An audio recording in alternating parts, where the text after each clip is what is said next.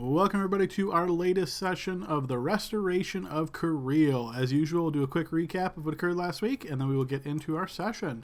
So team, you will probably recall when we picked up last week, you guys were in the loggers camp, having just gone through a very terrifying event with what Cerilia was able to identify as a falsifier fog, and then this bizarre lightning storm started striking down. So you guys were picking up after those events. The loggers nearby did put out the fire that was on the tent, so the tent was lost, but it didn't have any risk of spreading. You guys sort of gathered your wits about you and spoke with some of the other folks around here. It seemed like most of the loggers had been significantly impacted by the presence of the falsifier fog. Some of them were kind of staring off into space. Others were muttering or mumbling to themselves. Each of them, as some of you have experienced this yourself, you know likely saw their worst fears or had some other terrifying event to be depicted within the fog, which of course can be very, very unsettling. You guys then decided to speak with Darwin and kind of try to make sure he was first okay, and then also what else he might know about this or any other kind of information. So we had Vin pulling Darwin off to the side and speaking with him briefly. Then Darwin was having a hard time kind of like focusing and being in the moment with it, and was slowly kind of starting to regain his wits, sort of like clenching and unclenching his hand and looking down at them, seemingly, again, very affected by this. As you guys were gathered around, you did hear Kalen say to some of the loggers, hey, why don't we get a tune going, like get some music going? Maybe that'll help lift everybody's spirits. And the few loggers that seemed to be the least affected started joining in on this, slapping their knees and clapping as some music suddenly was given flight here in the camp. Obviously very basic kind of music, basically someone singing to, rhythmic clapping and that kind of thing. You guys were gathered as a team, kind of discussing what to do, that kind of thing, when Cerilia decided to start doing like a patrol around this inner island that is the logging camp. And as she was making her way by the bridge that leads from the island off to the crust or the exterior there that has the ramp that goes up to the top, she could hear the sound through the canter of the music of some kind of like sawing. And she thought this was odd because with this very thick fog, she didn't think that any workers would actually be sawing at the moment. So she let some of her teammates know this. Eventually, the sounds were detected to be coming from the east. So she and I believe it was Blixel at the time, maybe some others as well, decided to head that way. Eventually, as the team approached the bridge, they were able to see some like muddy footprints there. It looked like the footprints were leading back towards the camp. So you guys did a little bit of searching around this area, and Blixel was able to find some sawdust collected underneath the ramp. It looked as though a couple of the supports had been sawed out, meaning that if somebody started climbing up this, once they got to probably the 40-foot mark or so, approximately there, the supports likely would break away and cause somebody of reasonable weight to fall through. And 40 feet fall is no joke, of course, so it could be very deadly consequences. The team tried to see what they could learn about who may have done that, tried to follow the footprints. Were able to discover that they kind of led back to the mass of the loggers, and because so many people walk around here on the ground all of the time, it's hard to say, what it was or how many people were kind of there where the footprints exactly led. But then Vin started looking around at each person, kind of going through them and reassuring them, while at the same time trying to sort of secretly investigate them and see if he could notice anything. He did end up spotting on Kalen's hands, they were kind of red. It looked like he had potentially exerted himself fairly recently, and he assumed this meant that Kalen was likely the individual who had been sawing. And so he took this information to Darwin, pulled Darwin off to the side. First, he kind of tried to talk to Kalen, like, hey, come back to the bear cave with us. And Kalen didn't seem too keen on this idea, as the team had previously told him, don't ever go in there again. So this seemed like a kind of a 180 to him. And he says he's not much of an adventurer or, capable person of that way, so has no real interest in doing that. Eventually, Darvin kind of was confused by why Vin was trying to talk Kaelin into doing this and sort of pulled him off to the side. They got closer to the water where the waterfall's coming down, kind of drowning out the sounds around them. And then Vin kind of laid out all of his cards to Darvin and what he suspected that Kaelin was working in league with this individual named Var. Your team had found a note up above on the upper ridge, and there was some coin, and it had said for services rendered on the note. And so Darvin then seemed to be maybe a little bit aware of who this Var person was, indicating that he was a member of the guild, and he was based out of Rendale, which is a town still in Cariele in the province of Mountain's Edge, same as the hamlet, but to the north, and essentially asked Vin if he would take on the task of just going and killing this Var, because this would be the last time Darvin wanted him interfering in his affairs. Vin sort of debated this amongst himself, and then also asked Darvin for some maybe insights to leadership, as Darvin seemingly is holding this loggers camp together pretty well. And Darvin said, essentially, only tell people what they need to know. If you've got like some goody two-shoes people on your team, don't go and tell them, hey, we're going to go kill this guy, because that'll cause an issue. But you can, more cleverly disguise what you're trying to do by only telling people what they need to know to take the next step, kind of thing. This information Vin heard, and then after saying, let me go talk to the team, we'll figure this out, he instead chose the Birthright path and essentially, again, explained everything with the team and explained that, this is exactly what Darvin wants to do, is just kill this guy straight up. What does the team want to do? Some of the team members expressed some reluctance to becoming would-be assassins just to go kill this guy without kind of any more information. But eventually the team agreed that they could go to this location, learn a little bit more about this Var person, try to gather some more information, and then make a decision at that point.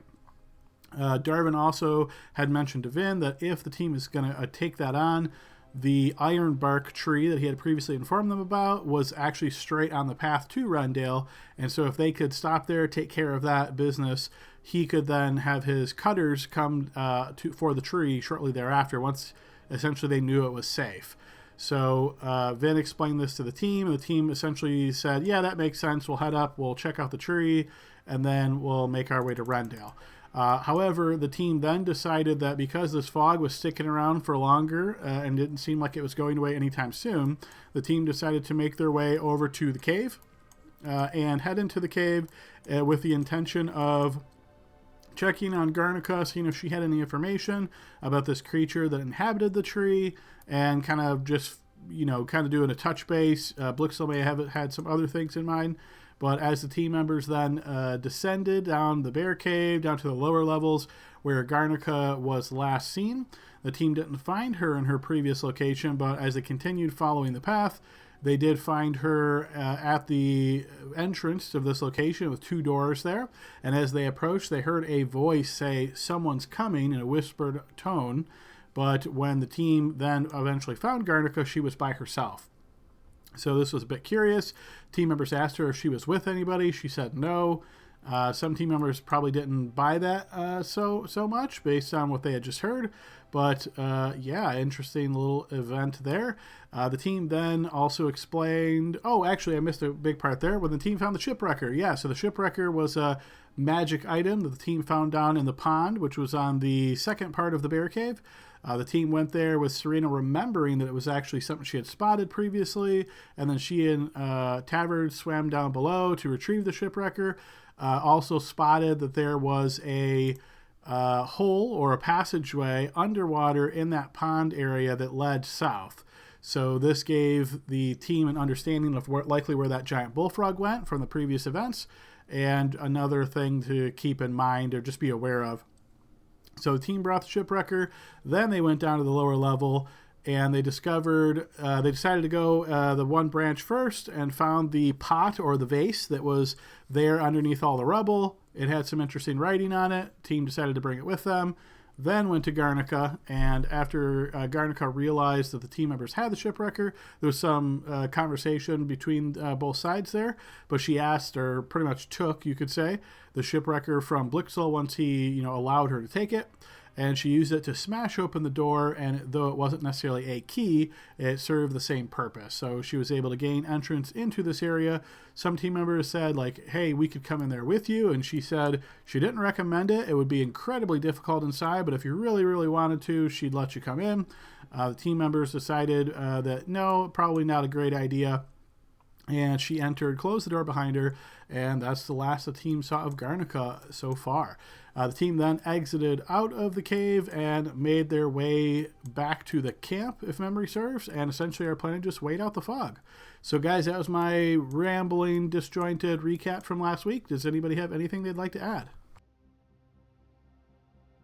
Yeah, Blixel played the drums. That was very important. He did it in the camp, so he had a performance check, if I remember, or something. Yes, indeed. Yeah, as the team, or as the loggers called for music to be played, Blixel did indeed join in with his drum. Yeah, go ahead and take inspiration there, Baron. Was it Garnica who told us more about what might be living in the ironwood tree that we have to kill? Yep. She did. Do you remember anything she said there, Serena? That dryads can become corrupted, and basically that we would be putting it out of its misery, which made me feel better about the mission. Yes, indeed. So there was some talk about whether it could be saved, and she said it would require some very potent magic to purify the creature, and because you guys don't have such potent magic, your basically other option would be to just kill the dryad. So yeah, go ahead and take inspiration for that as well, Serena. Anybody else?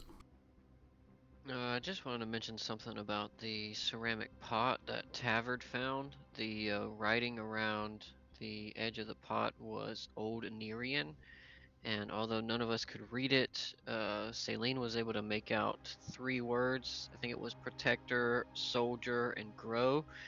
And when we asked Garnica about it, she told us that there was this undead entity that lived in it that was supposedly very powerful. So we debated on whether or not we should just leave it behind, but after some conversation we agreed to take it with us and in the most extreme scenario use it. Yes, indeed. Yeah, go ahead and take inspiration for that as well, then. Indeed, that language was written in Andu, which is known as Old Anwirian, and because nobody is a sort of expert on Andu in the group, only brief bits of information were able to be picked out of that text. Yeah, anybody else have something to add? Yeah, this isn't inspiration worthy at all, but I just want to remind Dylan that I said, I ain't holding that thing anymore. So when this thing does come back to bite us, I just want to know who to point the finger at. That's all. I'm good. Hey, look, we voted. I wasn't the only one. I'm just having fun with you. Yeah, I kept records. It's me, Bill, and Noah. I kept records. That's awesome. Not to. Love So it, love it. Everyone else's fault. So who officially has it right now? Is it Serena? I think it's Serena's Ben carrying it. or Serena. Yeah, Serena has it. Serena has the pot. Okay. Right, All right, excellent. Yeah, any last minute things for inspiration before we get started, folks? All right, hearing nothing, let's go ahead and deal everybody out their card. Come on, Adam. No reds this time.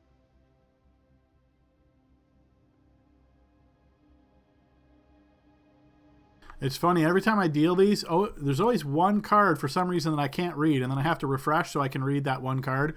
So, yeah, a little weird system settings here. But, yeah, okay, so that is where we left off. So let's get you guys back over on the map. So based on where we ended last time, I believe you guys had just exited the camp, or the cave, but I'm going to go ahead and put you guys back into the center of the logging camp here. And that is where we find ourselves. So your plan was to essentially wait out the fog. So if there's anything particular you guys are wanting to do during this time, feel free to speak up. Otherwise, I'm going to assume that time elapses until the fog dissipates. Adam, have we been seeing people casting spells or doing things like that? If I were to cast a spell, would I think it would draw ire from our hosts? So you have already casted spells here, particularly your invocation of false life. So when you did that, you noticed that some of the loggers looked at you a bit strange, but nobody like yelled witch and ran with a torch and broomstick or anything. Wait. I remember doing that. I thought I was in the tent. So okay, cool. And then if we're gonna wait it out, I might not be in the middle of everything. I don't know if I need to move my token, but I like to get back to our tent area, and I'd move myself. Would you like me to do that, Adam? And just Yeah, feel free. Yeah, you guys are definitely free to move if you want to like have a specific position during your kind of waiting it out period. I'm unable to see, but I'm Uh-oh. not sure if it's I problem had to on my move end. it around a little bit because the map is just a little bit different. So you may. Oh, You know, there it goes. So yeah. it's still foggy. Okay. It is indeed still foggy, yes. So I just cast that spell at him. I just moved out and kind of in my tent, like I'm rummaging around, and cast that spell. It just gives me a +1 AC to all range attacks in the last 8 hours. Looks like +2 against range. Nice, okay. Yeah. Oh, interesting. You also have advantage on saving throws against extreme environmental heat. That probably would apply to like heat metal too. Interesting little side effect. Yeah, that little side effect. That's right. That's no, brother. And It's you, whiskey. yeah, it makes my hair look. Well, I've got to tell you, it makes my hair flow in the wind. Like one of those novels that you and Celine read about the fantasy heroes with the long hair. Exactly. And some of you guys still had torches from your time. I went ahead and turned torches off because, as we learned, it does not help in the fog here. But yeah, sounds like nobody has anything really specific, so we will just pass time here. So you guys wait out for several hours, and eventually night falls, and the fog is still clinging onto the land here. You guys decide that it would make the most sense to just sleep it off and see. Hopefully, the next day is not too bad. You do notice that some of the loggers have kind of gotten back to their former spirits. Not all of them, but definitely some of them. And you guys managed to once again take advantage of your sleeping quarters here, the tents, and sleep overnight into the morning. I'm going to go ahead and apply a long rest to everybody. Nice. As a reminder, you may need to replenish your hero points because those aren't set to be replenished automatically by the script. But yeah, everything else should be reset by that. All right, so as you guys wake up in the morning, I'm going to put you guys over here by these tents. You do indeed find that the fog has dissipated. So I'll go ahead and do a quick little magic trick here to remove all of your tokens. And then bring the versions of your tokens that can actually see farther onto the screen. Boom, there we go. And then let me go ahead and remove this mist that has now dissipated.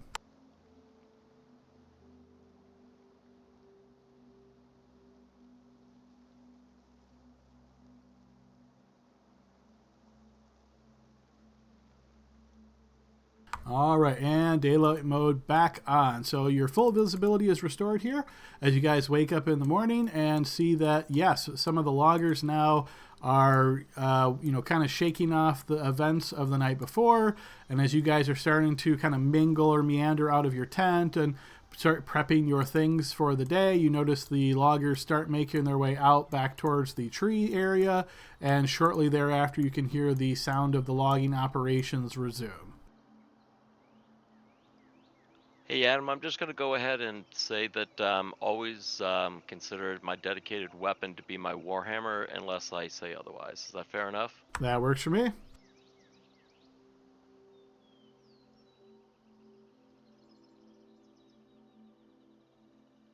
Well, I guess it's time to go after that tree.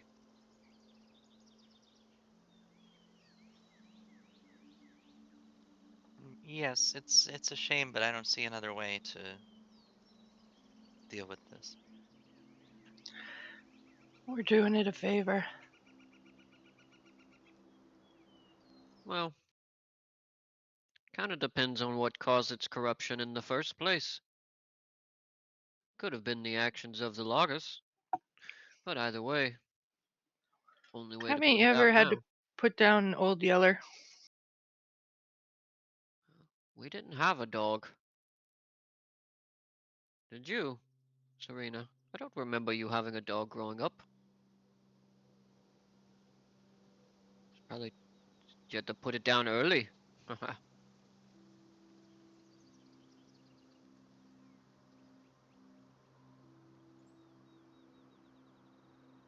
Oh, I was pressing the wrong button.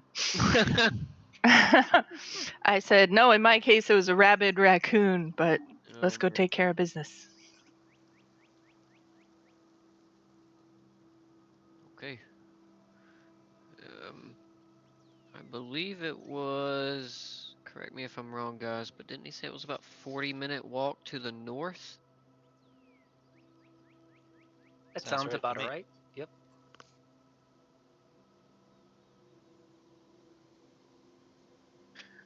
Maybe we should talk to those other loggers who went before we go. Research. Maybe, but didn't Darvin say that they were reassigned? Sent to a farm upstate? Oh, perhaps. Well, Tegan Well, always said chance favors the prepared. Adam, looking around, is there like some wood cutting axes or anything around? There are, yes. Can I... Does it seem like it would be bad if I borrowed one?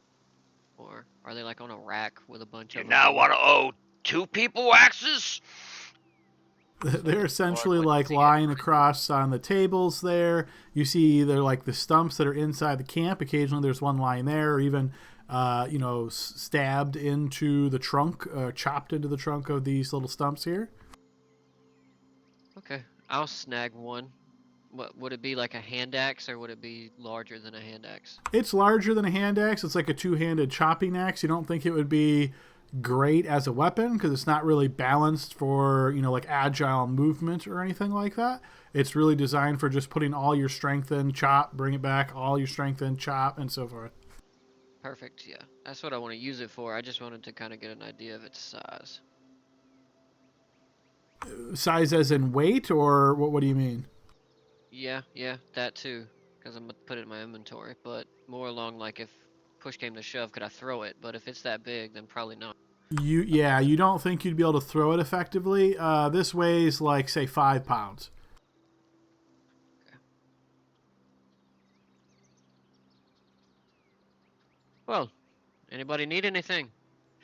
Are there any torches laying around, Adam? I've been keeping track. I'm now down to 8, I assume. So just wondering if there's normal supplies that we could get in case I need. I've got torches if you want them. I don't need them. I've got good eyesight. I don't need them now, but just chance favors the prepared. I'm Yeah, ready to go. I've got them in case any. I mean, I've got 10. So. Sweet.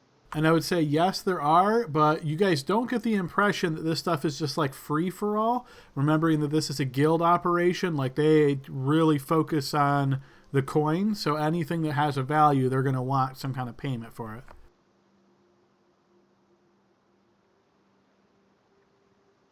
Adam, you want to give me Blixel's token control and I'll have him move with us till he gets here? Well, if you guys are planning on making your way out and then heading to the tree, we can go ahead and fast forward that part. Is there anything else that you're wanting to do here? He just walked in, yeah. Nice. On the way, I'm gonna bust this real quick. So we're outside the camp, walking there. Okay. I have nothing I need to do, no.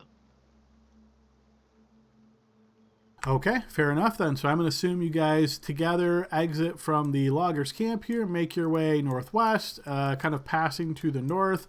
You do still see the corpses of the Ankag broodling that you guys previously slain or slew.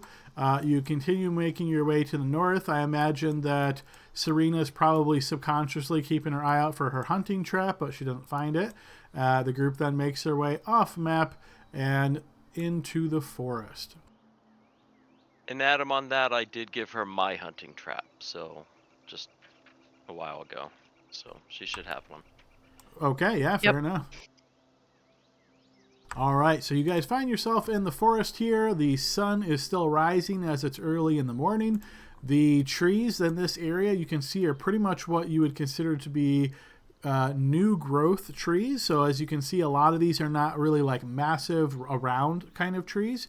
This whole area has been logged previously, and then more recently, say the last 10 years or so, the guild has been doing planting of what they call fast growth trees, which are these kind of like softer woods that grow faster, but they're not nearly as good quality of wood.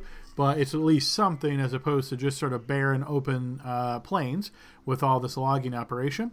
But you guys are passing through this kind of area. You can certainly hear the sounds of nature all around you, and making your way to the north with based on the best description that you'd previously gotten from Darvin. Again, anything particular you're doing other than just making your way to that location?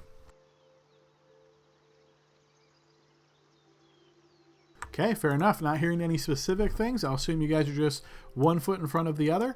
So after traveling for approximately 40 minutes or so, as you guys were told this was about how long it would take you to get there, it seems like this is indeed accurate. As you start to notice there's more of like a clearing where you start seeing old growth trees that are all cut down.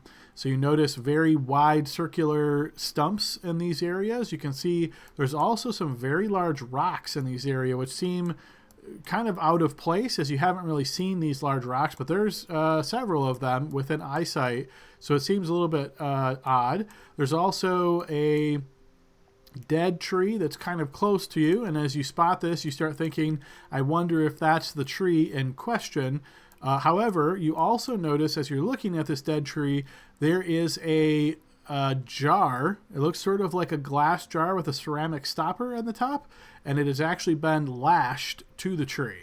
So it is kind of, tied to the tree as you can think it as, and it's a pretty big sized container. So as you're looking at it, you're kind of curious what exactly that all means. And let me go ahead and put you guys on that map.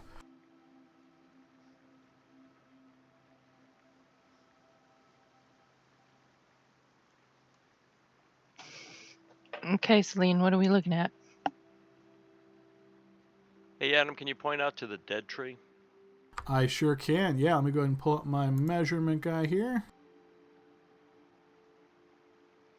This is the closest dead tree to you that you see is this sort of large ceramic object, this jar connected to it. I'm sorry, is it ceramic or glass? Like, can we see inside of it, or is it like opaque? So the glass, the jar is glass, the lid is ceramic, the stopper. Okay. Is there anything, can we see anything inside of it? From this distance, no. How about So think this of it like that. distance? Hang on, Serena. Let's game plan. Hey, maybe we just cut this jar off this tree and problem solved. Go ahead, open it up, Serena. I'll be over here. Drink it. I didn't drink say it. open it. I've heard of Pandora. Well, from what we know... interesting. My eyes don't deceive me. There's another tree and jar over there. I moved here and now I can see it. Can anyone else see that? Yeah, I just Oh, want to yeah. I just want to say something that I don't know if it all makes any difference at all, but we did find that jug and everything in the cave and everything that had an evil spirit, and these ones here look like they're draining, I don't know, life or whatever. I don't know, but just saying, maybe it's combined. I don't know. Could be. They're probably just making maple syrup. That is not how you make syrup. They do look like they're dying. That's a good observation, Tavard. But why would more than one of these trees have that jar? As you get to there, Serena, you can spot over in this area, there is a large pile of dead trees that are all kind of piled together, and they're stacked so high that it actually blocks line of sight. So think of this stack as being like 8 feet high off the ground. Interesting. Why'd they leave all this dead wood around here? Isn't that the point of the profession? Well, they said the dryad creature was coming out of the tree aggressively, so maybe they were in the middle of doing something and then had to run. Adam, Darvin said that the ironbark tree would be like easy to see. It was kind of surrounded by all of these other dead trees. So, can we see anything that kind of towers over everything? Is there any obvious sign of like? Nothing towers over, but from where you're standing now, particularly Serena, I would say, Serena, you can see that these trees here have a similar bearing of them. They look to be like similar species, along with this one, and yeah, they just look like dead trees. But further off into this clearing here, you see one that has more of like a silver hue to the bark, and it does not look like it's dead, though it is shorn of any leaves or decoration. Let's go to that one to see if it's being juiced out too. Oh, I thought, are these just like branches? Because I thought that was like an infection sort of looking thing. No, that is a dead tree. It's pretty large in size, which is why it blocks your line of sight in the little narrow area of the tree. But Hang yes, the other ones, everything that blocks your line of sight would be at least big enough to, provide a line of sight Wait. blocker. Wait, Serena. It's Wait. probably not this one. It's probably the weird one. Wait. Yeah, Wait. But look, there's a jar there. There's a jar there. I'm assuming there's probably one on this one and around. It looks like there's a circle. I saw another one back here though. See? But there's like a circle. Am I the only one seeing that? Oh, there's one over here too. Yeah, there's one over there now. See? It looks like they wrap around that one in the middle that you're seeing, that big one. Before we enter that circle, let's think about it. The logger said that it took them a second to crawl out of the tree, right? What do you think that means, Celine? Why are you hiding behind that stump back there? You know why. All right, and as you guys are eyeing this area and wondering, what is this, and are you up to this task or not, welcome to the game, Blixel. Please go ahead and play your card. Oh, man.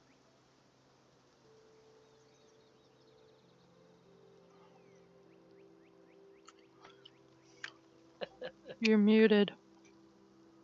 All right, you guys are the other guys. Everybody loses one unspent hero point. Oh, good. Yeah, Oh, thanks should we for have gotten joining, that? Blixel. It's not me. It's not me. Who invited Should we that have gotten those back in the long rest? You would have, yes. You would have had to manually restore those because unfortunately the script doesn't know that. But yeah, so everybody should have one now. What if we... This is going out on a limb, but what if we destroyed one of those jars? Right? Shot it off the tree.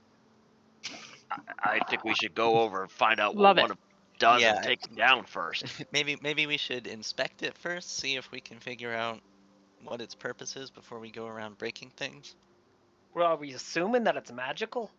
Then I think Celine should have a look at it. Has anybody got, like some magic that you can, like, I don't know, grab the jug and take it off without us getting too close? Safety first, all about safety. I got the cabbage harvester. Wait, Celine, you said if we give you a few minutes, you can see if things are magical? You think you could do that with those jaws? Yeah. I need 10 minutes, but I can do that. Well, you think we could give her 10 minutes, guys? Aye. Sure thing. And let's not break that circle of trees. Blixel doesn't get a vote today. He just took away a hero point. No vote for Blixel. I don't know what you're talking about. Never eating your bacon again. It's giving me gas the entire walk. Very unheroic. Alright, so without getting into the circle, I'm going to start ritually casting Detect Magic. Okay.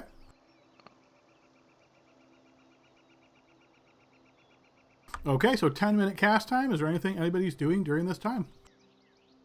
Standing guard, walking around, looking around. Serena's practicing her dice skills on the stomp. Okay. All right, just did a quick check to see who happened to spot this amongst the team. Okay, after about 5 minutes or so into this process, nobody is able to spot as this occurs. So this will be a surprise as nobody's able to see this. So Serena, from where you're kind of slumped over here, looking at the tree stump and so forth, are you like standing, or would you say you're like down kind of prone? Where did it get chopped off at? This is just a stump, so think of this as being like a foot or a foot and a half off of the ground. Then I'm kneeling. Okay, so as you're kneeling, you hear the sound of a voice in a language that I don't believe you understand, whispered on the winds, sort of, as you notice these magical bolts of energy flying towards you.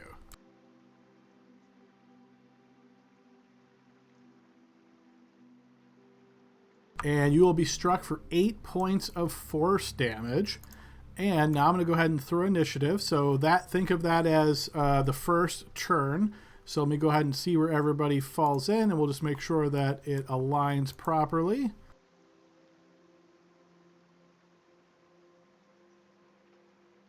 And we'll get some more up-tempo music going here. Ouch. I have a quick question. I'm assuming we didn't get Shipwrecker back in the beginning of the session, right? That is correct. You guys did not. All right, so everybody would have been surprised, and then, yeah, that worked out pretty well. So Blixel would have been surprised, the spell would have went off, everybody else would have been surprised. Now we are at the top of round 2. Blixel, it is your turn. And we see this dryad creature. If you can see a creature on the map, then yes. Sorry, didn't mean to ping. Okay.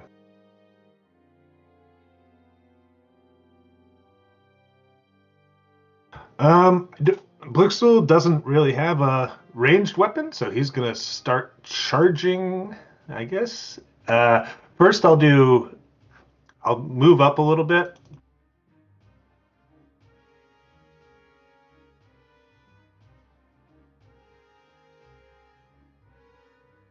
Move to about there. And then he's going to do Divine Sense.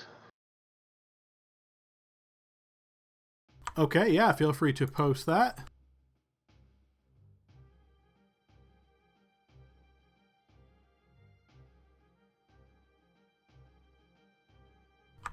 Nothing within 60 feet of you registers as any of those types, nor do you smell or feel any sort of off auras.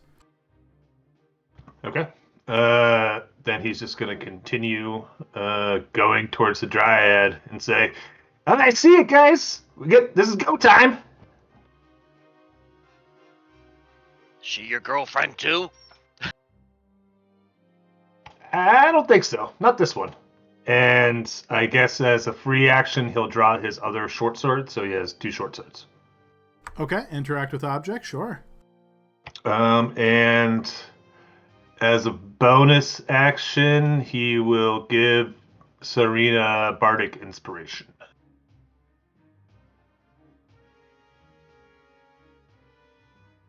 And that's the end of his turn. All right, as your turn ends, and we move to the creature's turn, Blixel, you get a little bit better of a look now. You can see this woman-like figure. It seems as though her body is almost made out of wood, and you can see these dark green vines seem to twirl around her and circle around her body. And you notice that she suddenly pulls a bow from her back to her arms and lets loose a shot towards you. I'll need you to give me a defense roll.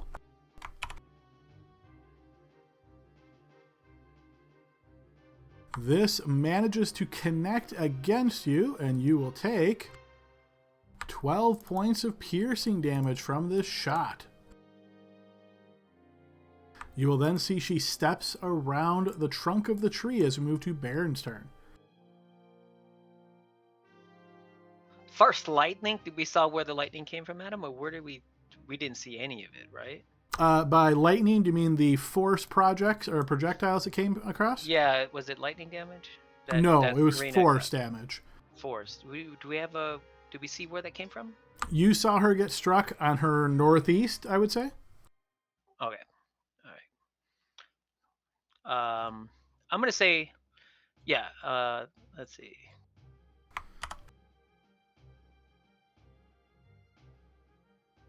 There's 5. I gotta move this thing away. 10, 15 to there. 20, 25. And I've seen some projectiles, so 25. That's my 25. That's 30. I'm going to take a dodge action.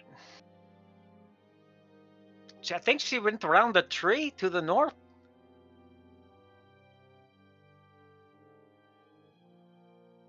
Okay, Tavard. All right, I already counted that out, Adam. That's 60, so I dashed. And when I end my turn, I'm going to yell, "God dang it, we're here to help you! Leave us alone! Stop your darn fighting!" Okay, then. All right. I am going to go this way. And that will be action dash, and then cunning action. I'm going to hide here. I'm going to duck behind this rock. Okay, blind check.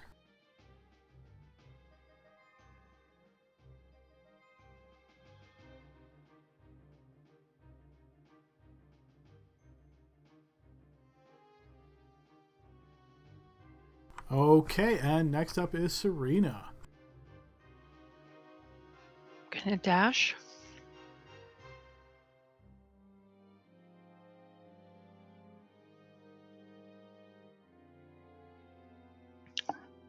And I think that'll be it. I'm gonna obviously pick up my glaive if I hadn't already. Okay, you bring your glaive to hand. Okay, Saline, you're currently ritually casting Detect Magic. I imagine there's like stuff out in front of you as you're kind of motioning with your hands. Maybe there's a book or some beads or something like that. What would you like to do? I would like to stop ritually casting Detect Magic, seeing that we are under attack. I'm assuming I can notice this, right? I'm not like in a trance. Yeah. Okay. Oh, no. You're not like oblivious to your surroundings now. Okay. Then seeing the projectiles come from the northeast, the closest point of cover I can get to is this rock to my north, so I'm going to start moving this way. 5, 10, 15, 20, 25. And I guess what I'll do is I'll ready a firebolt in case I see her and I have an angle to shoot her with. All right, I'm going to trust that you keep yourself zoomed out enough and let me know if you see her. Yeah. I will. That's a good idea, actually. I will zoom all the way out. This is a big map. And I guess that's all the things. Okay, top of round 3, Blixel. Okay. Blixel is going to continue forward.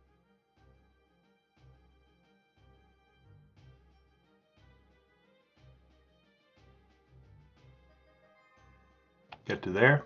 Oh, and that tree also has one of those things, huh?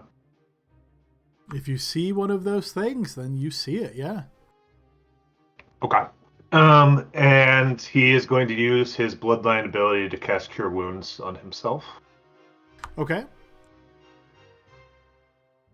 Adam, on that, I'm going to go ahead and use my card. Okay, sure. Yeah, go ahead and play a card. Oh, wait a second. I'm not supposed to help Blixel today. That's right. I actually gave myself the spell slot back since this is the bloodline thing. Is that kosher to do it that way? Yeah, that's fine. Oh, actually, you know what? Yeah, you're charisma-based caster, so yeah, that's totally fine. All right, so Okay. I think what I'm going to start doing with the cards, I just sort of thought of this now. So anybody doesn't see it easily, I'm just going to pop it up, and that makes it really easy to see in the recording as well. So, okay, so you've used this card here, Tavard, and this will increase the healing that Blixel gets by 2d6, as the Nice. proficiency bonus is 2 at the moment.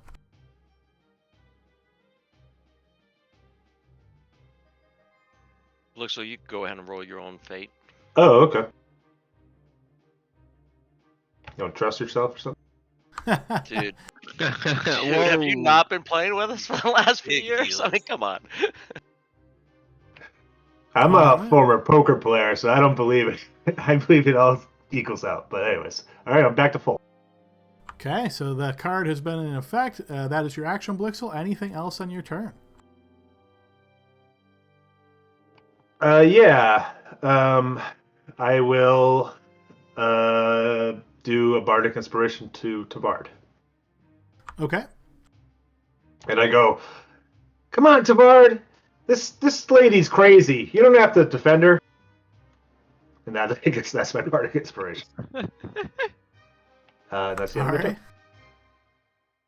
All right. You will see Serena as she pulls out from behind the tree with her bow in hand, and she will step to here and make sure she has a clear shot, and then she will fire at you, Serena. I will need a defense roll. Nice. That will count as a Nice. fumble for her. Go ahead and give me a ranged fumble, Serena. Sweet. I think that's the first time this campaign we've made you fumble, huh, Adam? Ooh. All right, you notice Oh, as nice. she spins around the tree, grabs her bow, it kind of hits her on the leg, gets tangled up with her feet, and her fire shot goes up high, and she falls to the ground, and her speed is 0.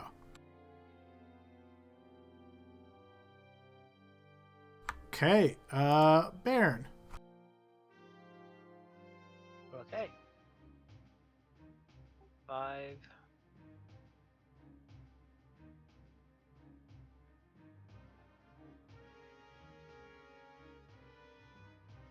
$30. All right.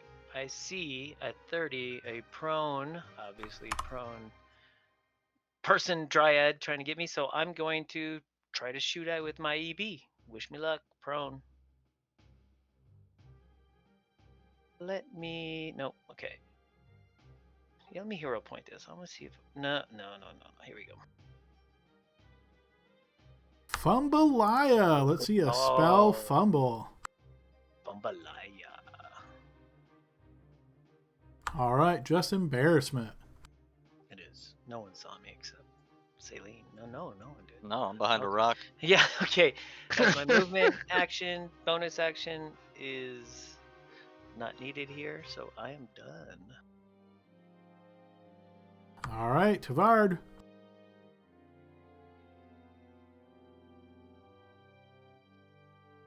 All right. That's 3. So that's my normal movement. I'm going to go ahead and use a key point for Step of the Wind. Okay.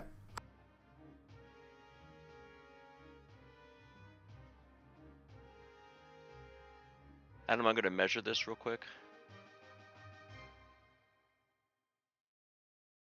Nice.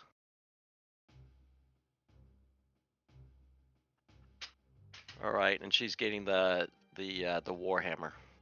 All right, yeah, feel free to make your attack at advantage as she is prone. Go ahead and set yourself back to public, but that will actually miss as you slam down with advantage. She manages to just scoot out of the way. Can I use a hero point on that? You sure can if you wish to spend a hero point. I'll use my only hero. Oh, Bardic Inspiration. Actually, I'll use that. So, yeah. Okay. Blixel, what's that, 1d6? Yep. That will still miss, Tavard. I'll go ahead and use my hero point then, Adam, if I can do both. So, Bardic Inspiration, I don't think takes any action or anything. So, yeah, you're good. And Blixel, this is why I didn't roll your healing points earlier. In case I had a question. You're just getting. Oh man. You will still miss, Tavard. Oh my god. Poor Bill. I'm gonna be AFK for a little while, but that'll end my turn. Oh, But I am gonna tell her you're lucky. Yeah, that's all I had. Don't worry. I'm gonna inspire you this whole campaign. We're gonna get there. Dude, anyway, my turn's over. I'm gonna go cry now. Thanks for mute to talk. It was a good idea. Alright, then. You played it well. That was what you should have done. All right. So seeing that. Sorry, I burped. I didn't want to burp in y'all's ear. Seeing that everybody's advancing on this downed creature, I'm gonna move to this area here. What's the short bow range again? I think it's 60. 80, 320, I think. That could be. Let me just do a double check.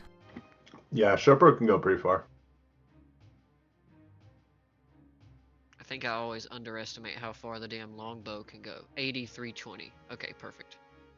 Cool. So I am. I'm gonna fire off a shot. Short Yep, bow. confirmed. Okay, sure. Disadvantage as she is prone.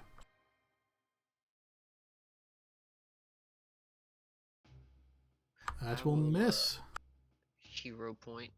Okay. So that becomes a 12. That will still miss. Okie dokie. No problemo. And I have 10 feet of movement left, so I'm going to go back over here, Adam, and I'm going to use my cunning action to hide again. Did you use cunning action to dash? I thought I saw you move 50 feet. I did. I'm sorry. You're right. All right, no worries. Okay, Serena, your turn.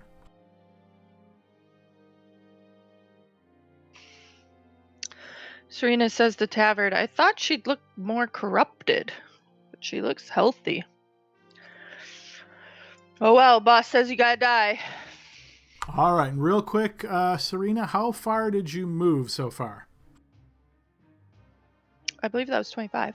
Okay, so just so you're aware, you will get advantage on your attack if you're within 5 feet of her, but if you attack at 10 feet with your reach weapon, you actually will not get advantage. In fact, if you attack from 10 feet, believe it or not, you'll have disadvantage. Oh, because she's prone? Yes, it's a kind of a weird wrinkle in the rule, but yes. Oh, man. All right. After I rage, I step up, and oh shoot, I forgot. The rage is just for damage. Okay. Yep, yeah, no worries there. So 24 will certainly connect. Go ahead and post damage. Oh, that's how it's done. All right, 9 points of slashing damage. Yes, you'll notice your glaive slices into her, wounding her. I'm gonna play my card at him. Okay, sure. For Serena. Nice. So this is an action boon. So immediately after you or ally take an action. So, Serena, you get another action this round. God damn. I was gonna use it on Bill, but then I was like, yeah. Don't waste it, dude. Yeah, I'll wait for Serena. That will also connect Serena. Nice. Carve it up! Wounding her a second time as you slash at her midsection. Now,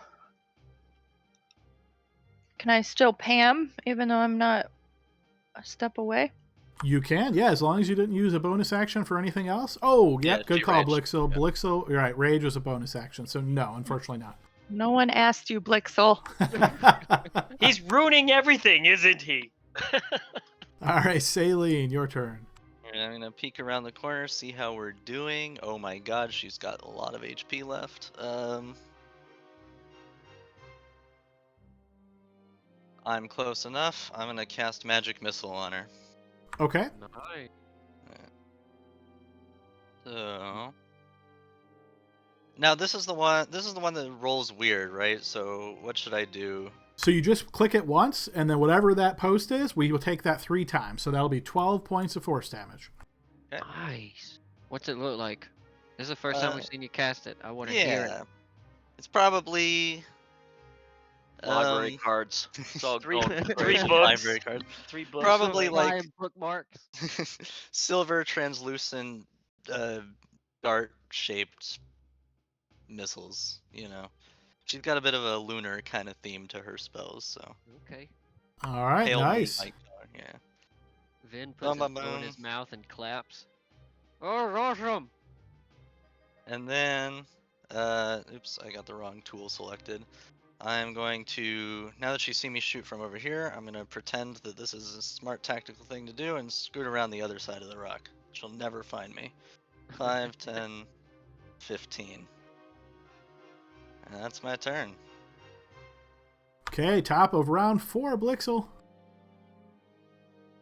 Okay, Blixel will, seeing his friends go into battle, will do the same. But he can still only get to about here. And then as an action, he's going to cast Fairy Fire. And target a square that basically is beyond his friends and just targets her on this area. Do you want me to draw the shape of it? No, you're good, but go ahead and roll me a 1d20 here, please, Blixel. Oh, man. Uh-oh. Okay, so actually, this really won't matter much for this instance, but this one is on Smart AoE. So as long as you have your token selected and you go to the macros and hit Cast Fairy Fire, it'll give you that targeting icon. You can throw it on there and it'll auto roll the save for her if you want to go do it that way. Sure, but I don't. You said I don't need to do it for this one? You can if you wish. I mean, if you don't want to, we don't have to because it's only one person. It's really straightforward. But if you want to get used to it or whatever, you can certainly do that. No, sure, I'll do it. I remember the Smart AoE from Hugo. Yeah, I was going to say, it's always good to like refresh every now and again, so it's like the low stress moments where you can play with it, you know? So it looks like it's right on top of your token now, so you should be able to click there and drag it. I might have cast it multiple times by accident there. All right, I'll get rid of one of them then. Whatever one she failed on, that's the one you want, buddy. All right, so I'm going to do it right there. All right, and with that selected, go ahead and hit trigger all. Okay, you will notice that she seems particularly resistant to magic, and she will succeed on that save. Bummer. And I'll give Tavard another bardic inspiration. That's my bonus action. Thank you, friend. You got this, Tavard. I've seen you fight. And that's the end of my turn. Okay, we move to her turn. She's going to spend half her movement standing up. She is then going to cast a spell. And as she does, you will notice her form sort of wavers as it's almost as though she is camouflaged with her surroundings.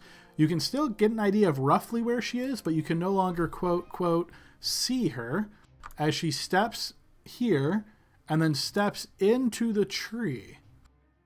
After she steps into the tree, we move to Baron's turn. Okay, I actually saw that, so I want to move closer. 5, 10. How far am I? Far enough. Where'd she go? Is she going through the tree? She hiding in her cubby hole like a squirrel. Okay, there's 10, 15, 20. 25, 30. I will dodge action there, Adam, and that'll be it.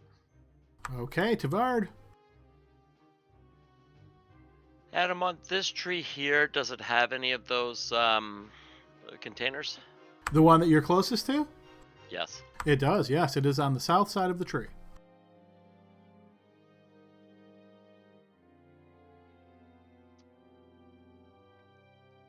With my other hand, quarterstaff, never mind, doesn't have.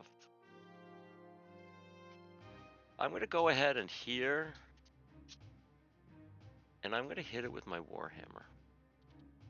Okay, use your action to smash out at this glass container, which does indeed shatter, and you will notice that there is this liquid inside of it. It kind of has the consistency of like snot or mucus, and it covers this area, and some of it gets on you as well, Tavard. Yucky. All right, I'm going to go over here. And I'm going to go ahead and so that would have been considered an action if I broke that, right? Correct. All right, so I'm just going to go ahead and end my turn here. Okay. And I'm going to tell folks, I'm going to say, that's gross stuff coming out of there. Maybe we break the other ones. Okay, Vin.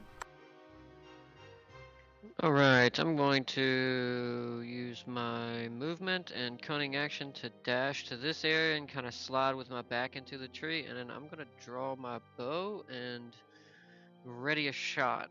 If I see it, I'm going to shoot it. Okay. Okay, Serena.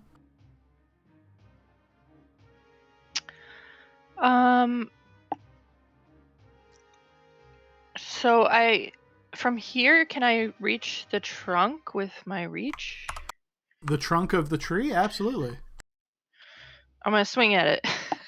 All right, you take your action and use your glaive, slashing out at this tree trunk, and you notice, kind of surprisingly, as your glaive essentially rebounds as though you just struck something solid like metal or a rock. That's a pain in the Setup butt. was tough.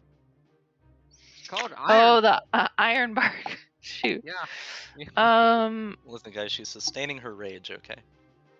So, okay.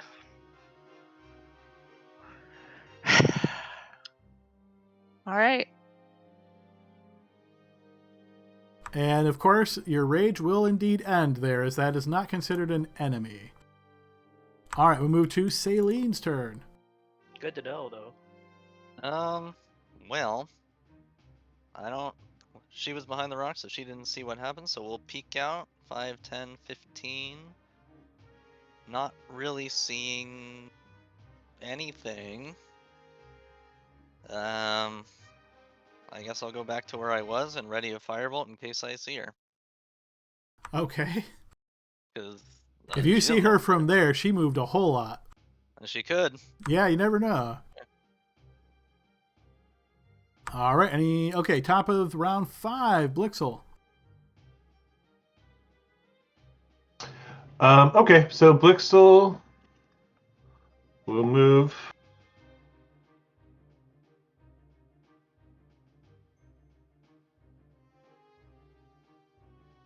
so that he's next to the tree, and he will hold his action to grapple.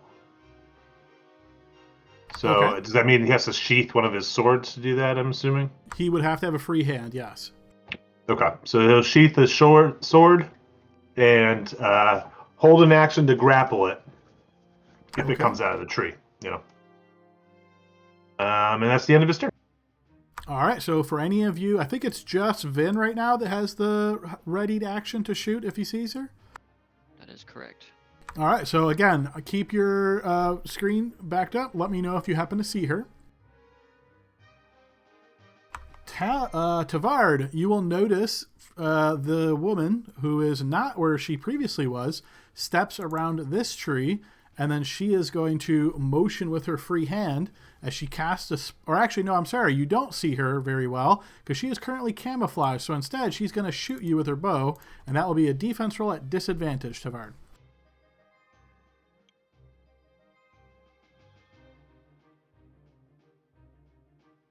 Critically hitting Tavard. Please roll a piercing crit, Tavard.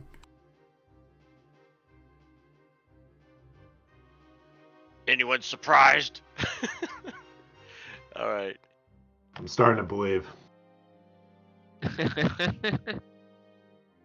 Hey, it's not my hand. That's Bill's cold hand. Come on. The reverse hot hand.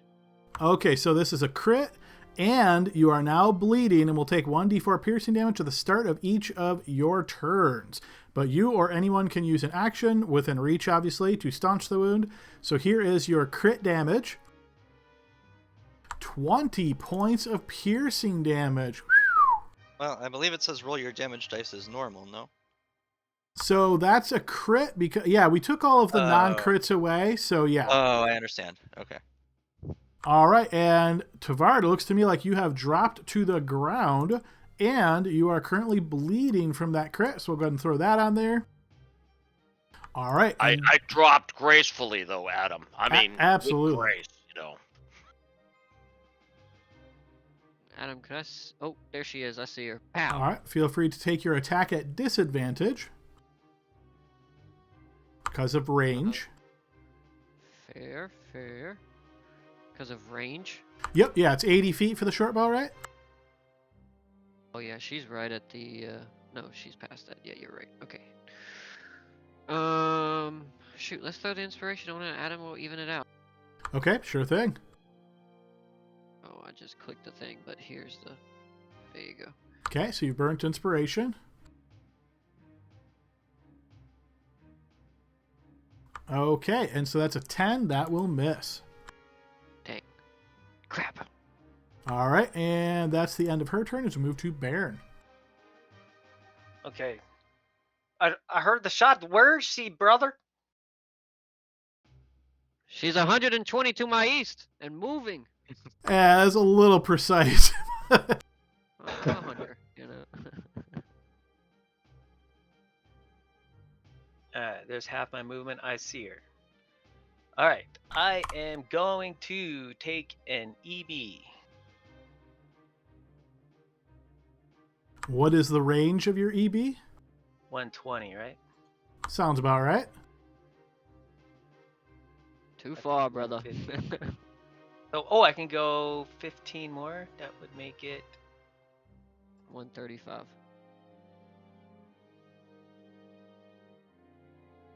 Oh, so it doesn't matter. Great. Okay, fine. Let me take my dodge off. I got hero points, dog. Does it? I guess EB doesn't have a long range, does it? It's not a. No, spells don't. Alright, so I'll move. No, actually, I'm definitely only going to take half my movement here. No, 15 to go this. Alright, I'm going to take the shot with EB. I still have hero point. I can do after, and I can inspiration after if I decide. So unfortunately, with spells, Baron, you don't make your attack at disadvantage if it's past the range. It's just literally you cannot cast it if they're beyond the range. Oh, yeah. Okay, yeah. All right, then I can't. You're right. I forgot about that. No worries. Yeah, we were just doing some long range shots. Like it's easily to fall into that pattern. Right. Okay. Well, clever DM. 15. Shoot the pot, brother. Yeah, I do see. Tavard already knocked one down. Might as well. Is this one here, Adam? There's one beside It is. It would be really challenging to hit the first one you clicked on because that's on the south side of the tree. It seems like all of these are basically on the south sides of the tree. So if you're from the south, it's real easy, obviously, to see it. If you're from the side, it would get cover. I don't see this one here. So is there one here I can hit? There is, yes. Yep. So, you can shoot that one easily. All right, here we go. Doing something. And by that, I mean you'll probably hit it, but there's, of course, a chance you'll miss. So go ahead and post. Dang it. That certainly will hit. Yeah, that shatters the jar, and you will notice that same similar sticky liquid gets spread around within like a 10-foot space here with the glass shattered. All right, I'll now go. That's 25 to there, and I'll end my turn. Go. All right, Tavard is on the ground. GM roll. Okay, so how this works is at the start of your turn, you're going to suffer damage, which will be a failed death save. So that's one failed death save, and now you'll make your death save. So 2 GM, and then roll a death save. All right, and then we will move to Vin's turn.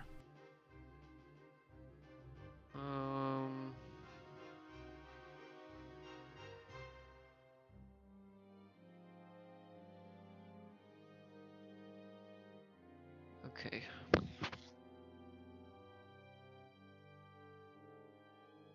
Okay, I think knowing that, like, Saline and I've seen a lot of people on my team do some healing. I'm gonna instead try to chase it down. So I'm gonna move to here and use my movement plus my cunning action dash to get to here. And I think that will bring me into range for the short bow. Looks like it, yeah. And I'll take a shot. That will miss, Vin. Damn. I don't got anything else. That's max movement, and that's it. There we go.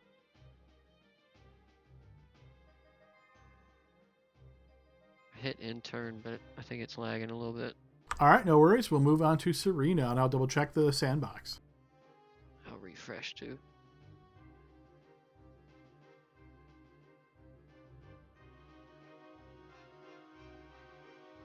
All right, Serena, your turn. Yeah, it did indeed crash. Let me just reset that real quick.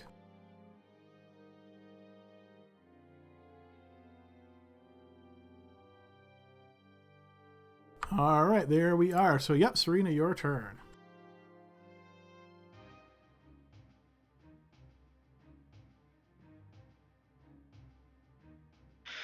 Okay.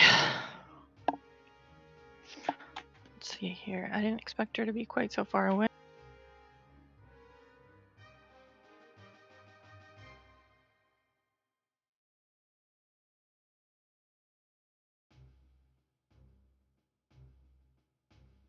I'm going to try throwing a javelin. Okay.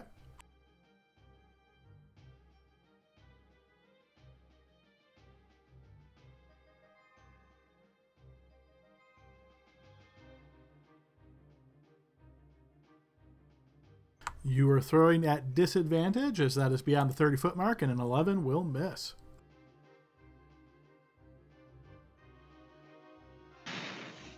Can I bonus action staunch Tavard's bleeding? Unfortunately not. That is an action. I'm like, somebody save him! Okay, Saline. Somebody's turn. 1, 2. I actually do need to measure this because there is. Oh, uh-oh. Uh-oh. Hide behind that rock might have had consequences. Yeah, well, other people have healing, so 5, 10.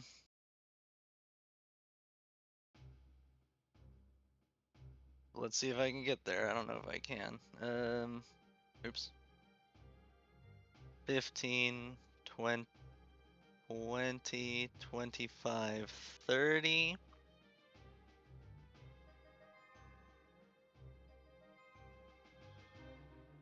Son of a bitch. I know, bro. 5 feet. 5 feet. Well, I'm gonna action dash anyway. Maybe there's a way to like triangulate this. There is. Well, no, I take that back. I don't think there is, because you are literally 5 feet out any way I try to map it. Yeah.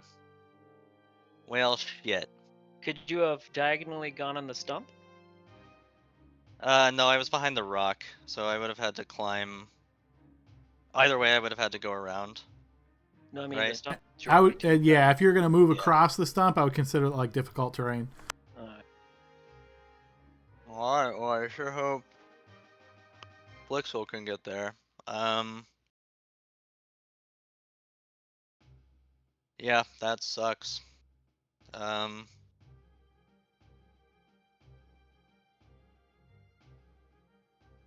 I don't see her, I don't think.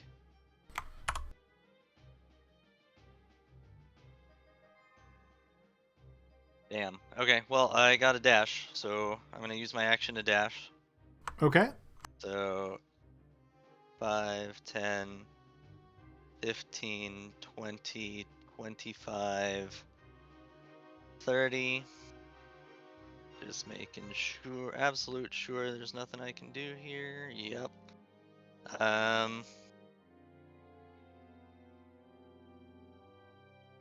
Let's see the turn order real quick. No.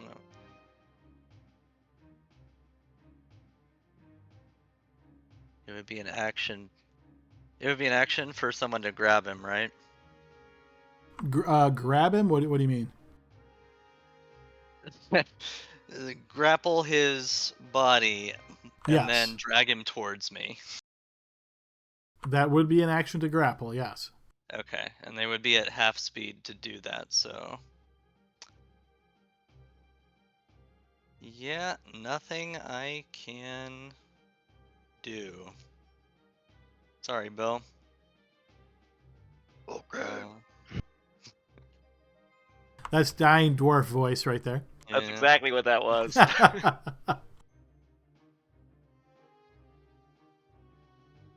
just was not close enough. Okay. Alright. She do I took have out the one who couldn't even hit her, so I don't know her. I don't know what she was doing. I don't have a useful bonus action within range, so that's all I got. Okay, top of the next round, Blixel. Okay. Blixel's going to try to rush around the tree.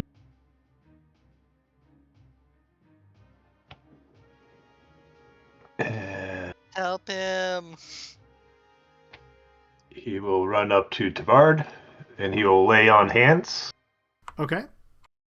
And I assume he's still breathing, looks like. Would you like to use an action to make a medicine check to test that out? No. I lay on hands and I give him 3 hit points. Okay, so you restore 3 HP. Now, just be aware that won't be the staunch, right? So you'll realize he is still bleeding if you do that. Yep, I Okay. realize. I'm just Gotta roll less than 3, Bill. All right, so you got Oh, I was 3 gonna HP. rolling low. I mean, who knows, right? So that was your action to lay on hands, Blixel. And I think we've got that built in where you can click it, put in the 3, and it'll automatically burn those points for you, right? Yes.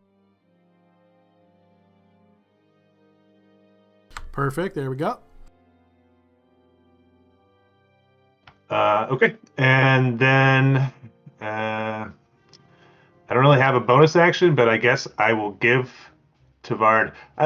Question: Does a Bardic Inspiration work for death saving throws? I don't think Bardic Inspiration works for saving throws, does it? Let me double check.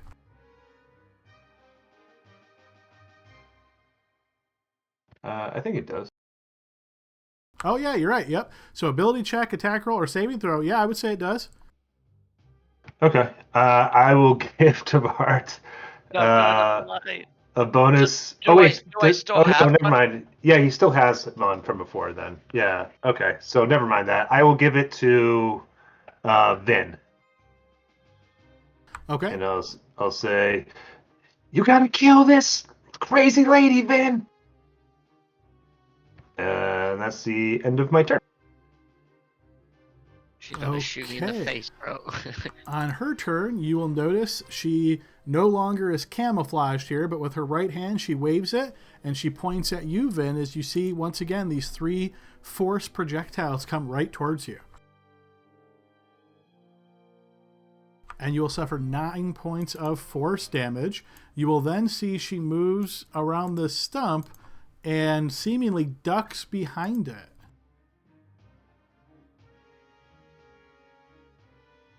There's Aaron. no saving throw involved in that, right? That's magic missile. No. All right, there's 15. She's prone behind the stump. I see her. 15.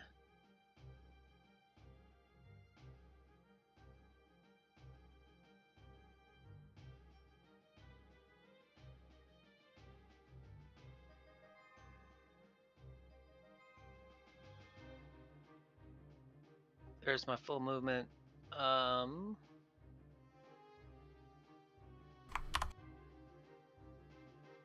can't reach. I can only get to halfway. Adam, what's this? That is a big stump. Okay, I see her. Can I ready my action when she stands up to send any? Oh wait, no, I gave it. Hold up. Like 124? What? It looks like you're probably holding down Alt. I'm sure that measures 125 standard.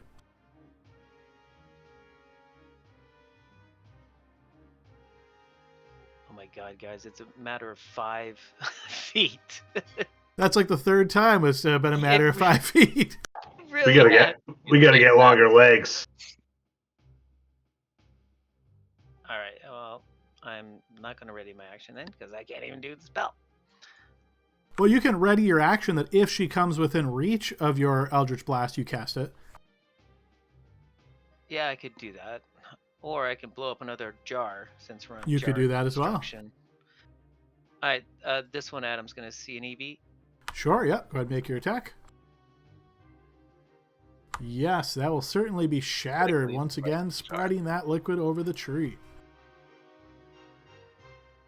His measure is locked up on the screen for me. Should I refresh? I don't see it. Yes, it's not for me, but yeah, refresh it. It sometimes happens.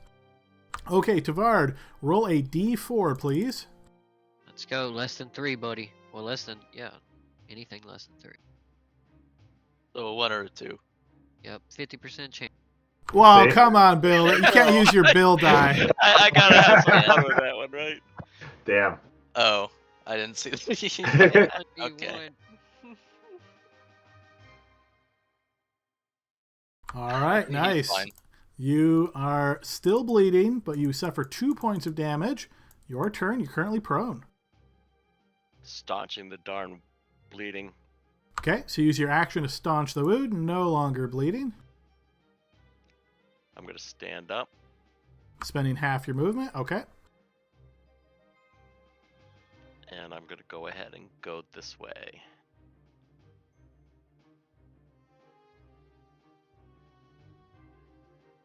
And that'll end my turn. Okay, yep, all right. And then we move to Vin's turn.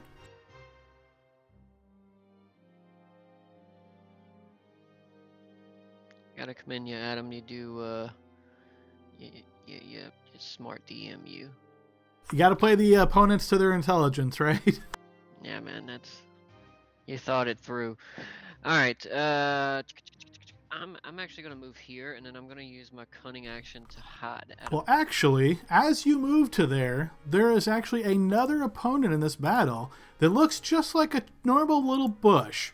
It has been hiding there the entire battle until someone got close enough to it.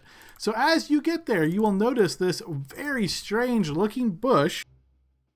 It is like covered in these like red little leaves. It kind of blends into the background very easily. You don't even really like notice it. It doesn't seem like anything out of the ordinary due to its special feature to look just like a normal part of the terrain while no one's seeing it move or anything like that. But as you get to there, it is going to take its readied action as soon as somebody got within its reach. And you will notice that it essentially slashes out with its leaves at you, and you can see those red leaves actually make a slashing motion. I'll need a defense roll. That will hit you, Vin, for 3 slashing and 1 fire damage, a total of 4 points of damage. Don't make me start taking notes. Come on, Vin. Burning slash. No, stupid tree. Okay, so I'm assuming I didn't hide because as I came in, I got smacked in the face. You so... realize that you wouldn't even be able to hide right here, being right next to the creature. It would obviously know that you're there. Perfect. So I'm actually at this point I'm gonna kind of drop my bow and I guess Serena and Blix would be the only ones that see it, but with lightning fast speed, he's gonna draw his short sword. Hang on one second. Let me read. Yeah, he's gonna draw his short sword and then take a stab out with his dagger, which wasn't drawn, but because of his dagger master feat, he can pull it out as part of an attack. Sure, yep. Let's see it. You Damn it. stab out at the plant, but somehow you don't connect to anything that feels solid. Stupid tree. Alright, and then I'm going to risk it for the biscuit here and use my cunning action to dash and run away. Okay, sure. I'm gonna try to get back to there. Does he swing at me? No, because Yeah, his it's- readied action requires his reaction to use it to attack you. He doesn't have a reaction.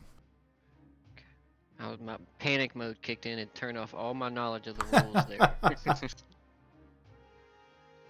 Watch out for the fucking bushes! Something to hit. Serena's happy. Adam, can you throw an icon down for my bow so I can remember where I put it? Yep, can do.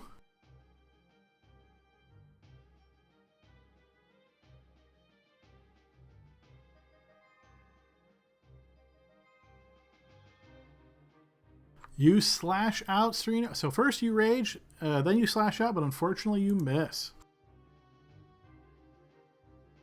Bummer. All right. You're rolling so bad, God. Level 2. Level 2. Wait, I thought that was on Tavern. Is that on to both of us? I have it on 3 people right now. Well, Oh. yeah, my plan was to use it when I hid, so I had like extra sneaky, but then I got bush smacked. Oh no, wait. That was just inspiration. I thought it was bardic inspiration. Never mind. So go ahead and give yourself that inspiration back then, because that just spent it. Okay. Do you want to use your bardic inspiration on this attack? Yeah. So roll a d6, and we'll add that to your 10 to see if that connects. 13, unfortunately, will miss this creature. Now, with my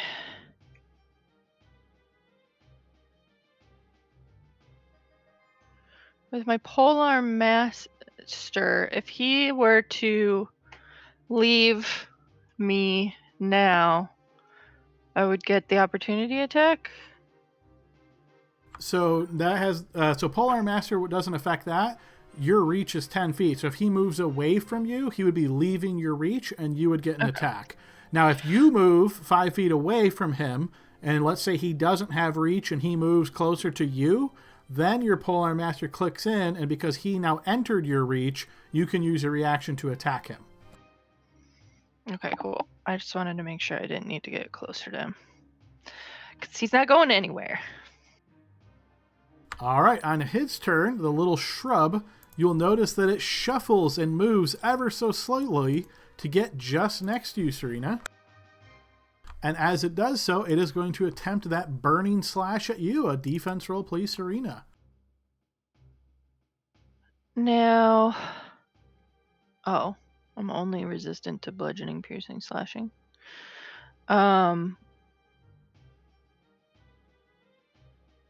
Is there? I don't need to do anything to take that into account, right? Nope, we'll just half it, whatever's posted, if it happens to hit you. All right, you manage to evade as that burning slash comes towards you. Does not connect. Saline. Alright, I'm gonna peek out around my rock, hoping the rock does not take an opportunity attack on me. Not this time. I see Vin.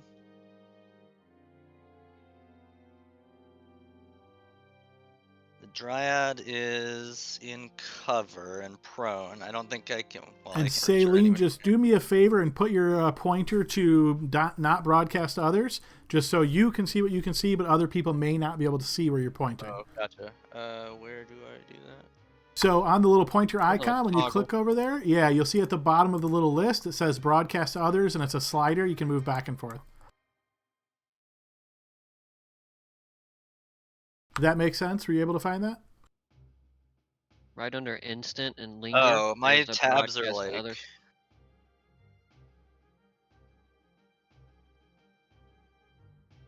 Oh, I see instant. Okay, sorry. No worries. Yeah, that tab was like way off screen for some reason. I personally like the old toolbar better than this new one. It takes some getting Yeah, used to, I'm for sure. struggling with it for sure. Okay. So then, I know the bush is probably gonna have cover from this side, but this is what I got, so I gotta do something, right? What's the range on?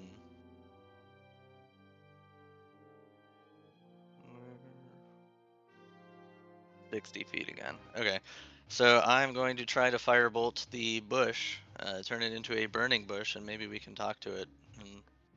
All right, let's see it. Yeah, let's see it. Oh. Now I've lost my character sheet. There we go. Okay.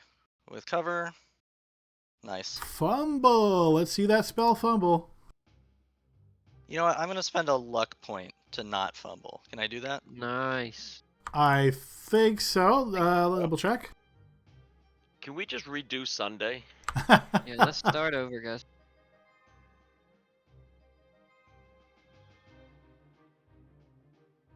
I never take the lucky feat because it's always like. Yeah, so it says you can choose to spend one of your luck points after you roll the die, but before the outcome is determined. So yes, you can roll. So click luck on your character sheet. That'll burn a usage of your luck, and the first roll, that's going to be the extra die. Okay. So here we go. Luck point.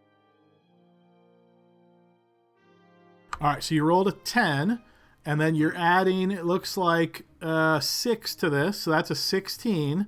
That will connect, and you notice as the firebolt connects it, it is completely immune to fire. Nice. At least it didn't blow up on me, dealing 8d6 fire damage in a 20 radius. That's true. Yeah. Yeah, I'm going back around the rock. I'm selecting the move tool and going back around the rock.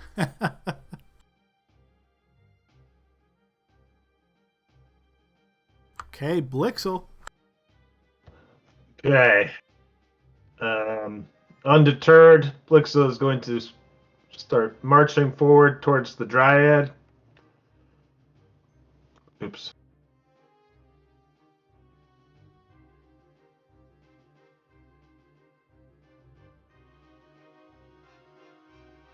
I guess like that. And he's going to say, "Hey, do you want to hear a joke?" And cast Tasha's Hideous Laughter on it, even though I know it has advantage on spells. Okay, Tasha's Hideous Laughter. So go ahead and post that spell. I'm sure that's going to be a spell effect roll.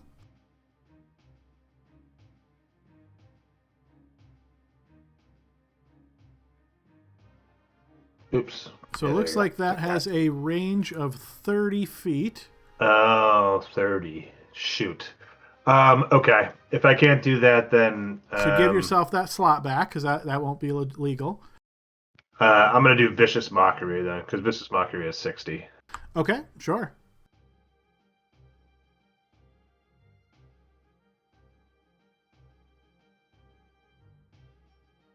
All right, and then post the spell effect roll. This will technically be at disadvantage due to her magic resistance, so we'll take the lesser of the two. Okay, so this is Wisdom, and that is a 14. She is not affected by this. Tough crowd. That's the end of my turn. All right, her turn. She is going to stand up from prone.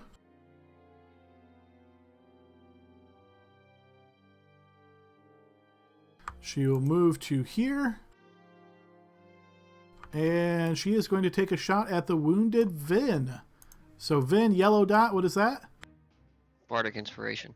Okay, so she'll take a shot at you. Defense roll, please. This attack will connect. Can I use my Bardic Inspiration to increase my roll? I don't believe Bardic Inspiration. No, Bardic Inspiration hero isn't point meant left? to affect AC. No, because someone played a stupid red card and sucked them all away. Jerk.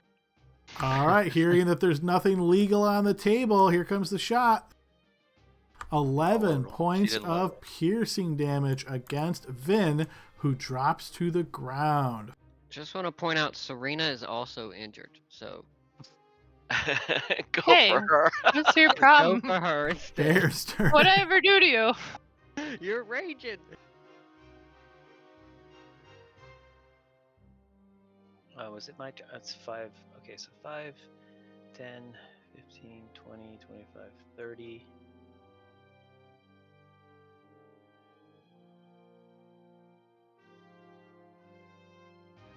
I'm gonna EB this bitch.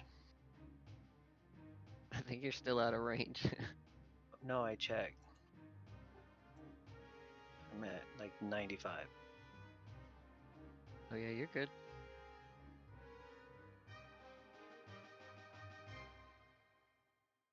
Hey, that's a hit.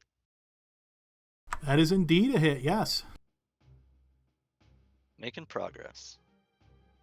Okay, so she will be wounded by this. Okay, that's my action, movement. That's it. Hang in there, brother. And you saw her pushed back 10 feet. Yes, I did. Thank you. Okay, Tavard. Well, I was thinking about going around and acting like a little whiny baby and start smashing all of her bottles, but I really don't know if that's going to help at all, so I'm going to just move. I already measured it out. This is 40. And I'm going to Captain Caveman this guy with my Warhammer. Okay. Let me go ahead and set you back to public there, Tavern. Yeah, I just did. All right, that Yeah. will miss. Yeah, I know you had a death save in there. That's why, yeah. Yeah. Just, anyway, guys, I'm glad I'm here. I'm cannon fodder, so you guys can do something. That's how I'm looking at it. It feels like all of your rolls are actually really bad right now, and hers have been really good. So this has been, it's been an interesting battle. Thought that was my job. Hey, All right, it's all good. Vin, 2 GM death save, please. Bardic Inspiration on saving throws. All right, and then we will pass the turn to Serena.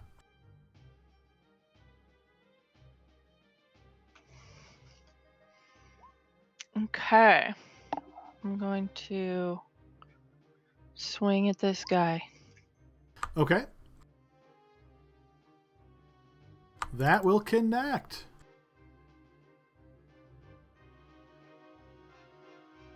Wounding the creature. You slash in and cut off some of those tendrils. You then flip your polearm around, smack out with the backside, but aren't able to connect. Darn.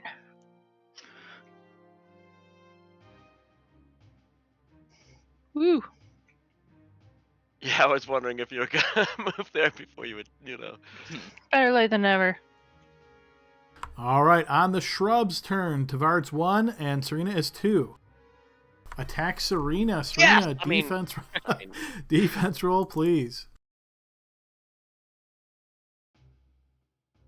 Once again, you evade the burning slash from the creatures. Move to Saileen's turn. Alright, I hope I'm within 60 feet this time. 5, 10.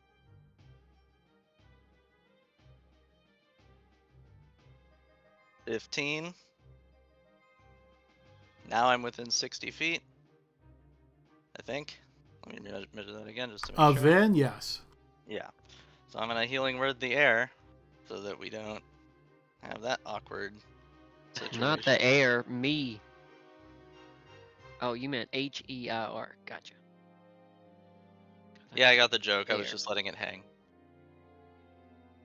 It was a joke there? Look, guys, I'm not playing the bard, so mine don't have to be funny. Thank you. Okay, 6 HP back. I just realized I never assigned the weariness for Tavard when he dropped, so I just applied that, and I've applied it to Vin as well. Is that anywhere on the sheet, Adam? It is, but it's hard to find, so if you're trying to find out how much you have, just let me know and I can tell you. Obviously, you two have 1 right now. Yep. Okay. And I cannot get into range of the bush by the look of things. I would be at 75 because it took me 15 to get here. I miss Spectre's movement, by the way. We're gonna start moving forward. 5, 10, 15, and try to get. I'm a little too far away from anything to really take cover behind, but maybe she'll pick something else. And that. Well, let's see my range on her actually. I have just enough range to try to firebolt her. Okay. Healing word is a bonus action. So, yeeting it. Nice. Let's see a Nice. fire Nice. crit. Yeet. Critical hit. Fire. Whoa. Okay, so true Whoa. crit and creature is on fire. Creature is on fire. It takes an additional at the start of its turn, and it can stop, drop, and roll to end that. So yeah, go ahead and post your damage. We'll take the full damage. Okay.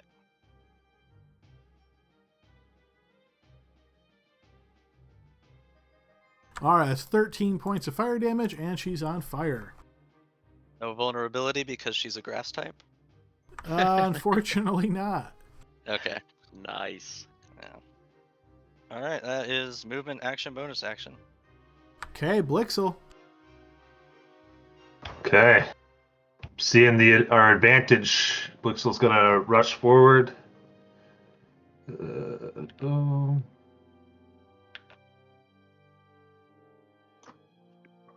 Here. And vicious mockery again on her. It's the only range I got.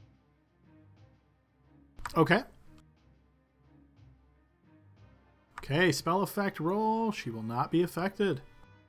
Dang.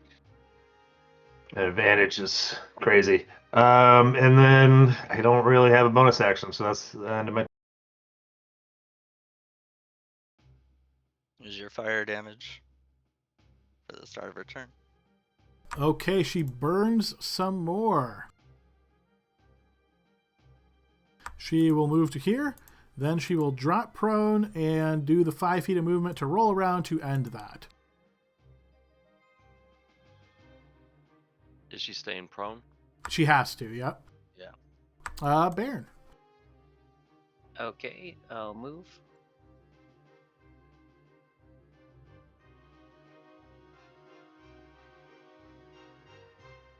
$30 to there, and I will take a shot.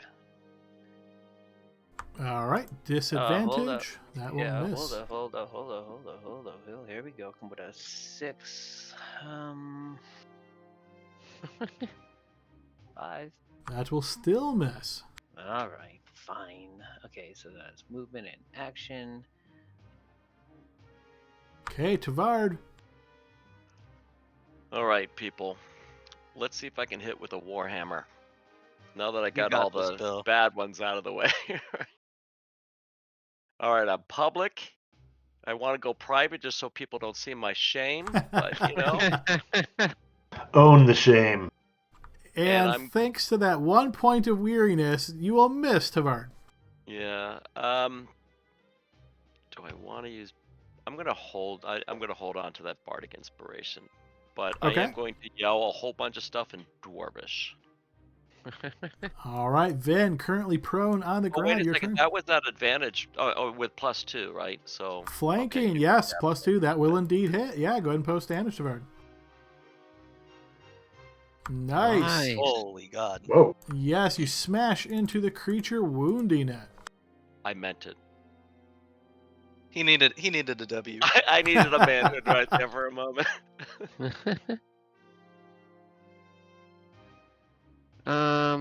Okay. I'm gonna dust myself off and stand up.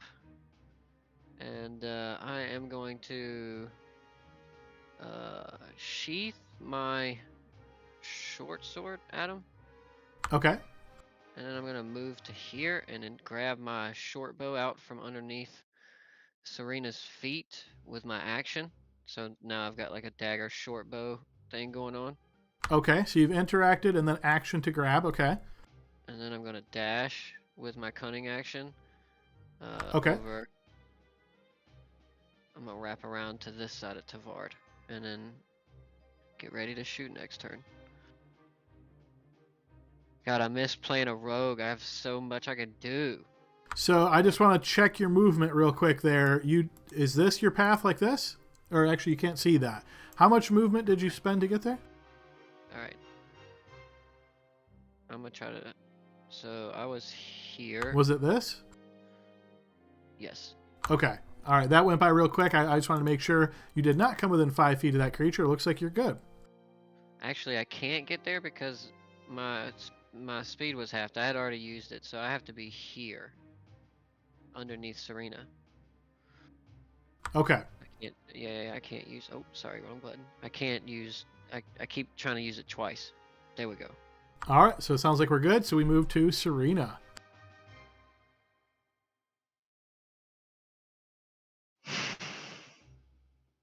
Okay. Somebody hit me. Well, remember, if you attack, it refreshes it as well. It's either you attack or you get hit. Oh, okay. The guy's behind me. Okay, never mind. Sorry.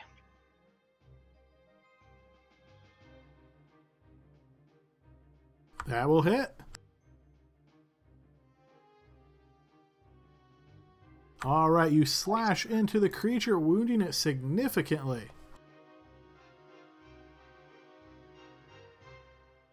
Let's do it again. Yes, the back end also hits in. Go ahead and post damage for that as well. Wounding the creature again.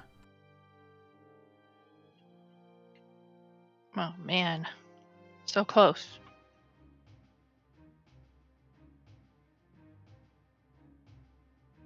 Okay, on the creature's turn, you will notice as the shrub actually like shakes all about, sending out this billowing cloud around it.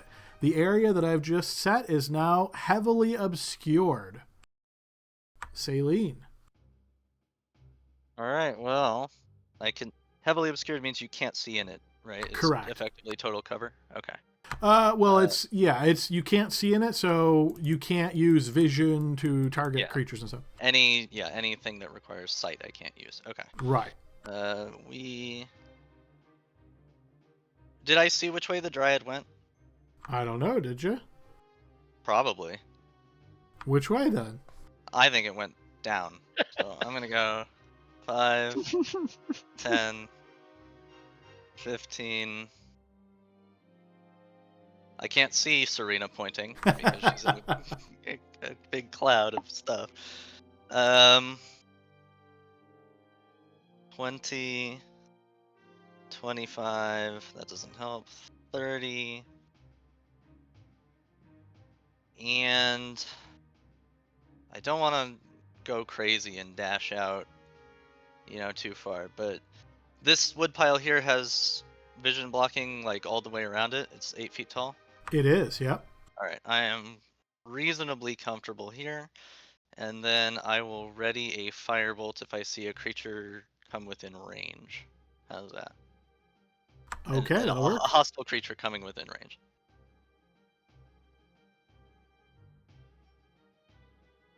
Okay, Blixel. Okay, Blixel's gonna keep advancing.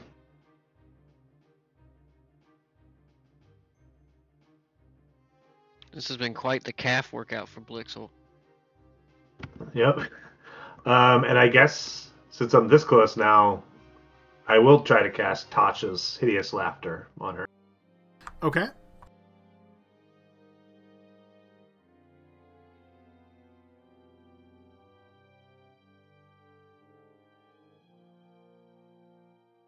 And then that's a spell effect roll? from that? Yes, yep. Roll big, buddy.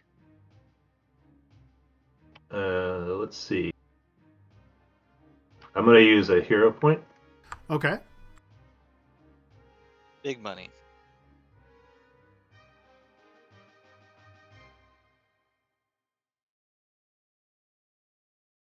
Sorry, it's taking me so long. Here we go. Okay, that makes it a 20. She will indeed fail that save. Nice. Nice, very good. All right, so perceives everything as hilariously funny and falls into fits of laughter if the spell affects it. So she's already prone, and now she'll be incapacitated, unable to stand up for the duration. At the end of each of its turns, and each time it takes damage, it will make another save. Okay. All right. It looks like Very good. you gotta make like a tree and leave. Get out of here. Knew he was going there. No, we need a killer. Peacefully. Yeah, she doesn't know that.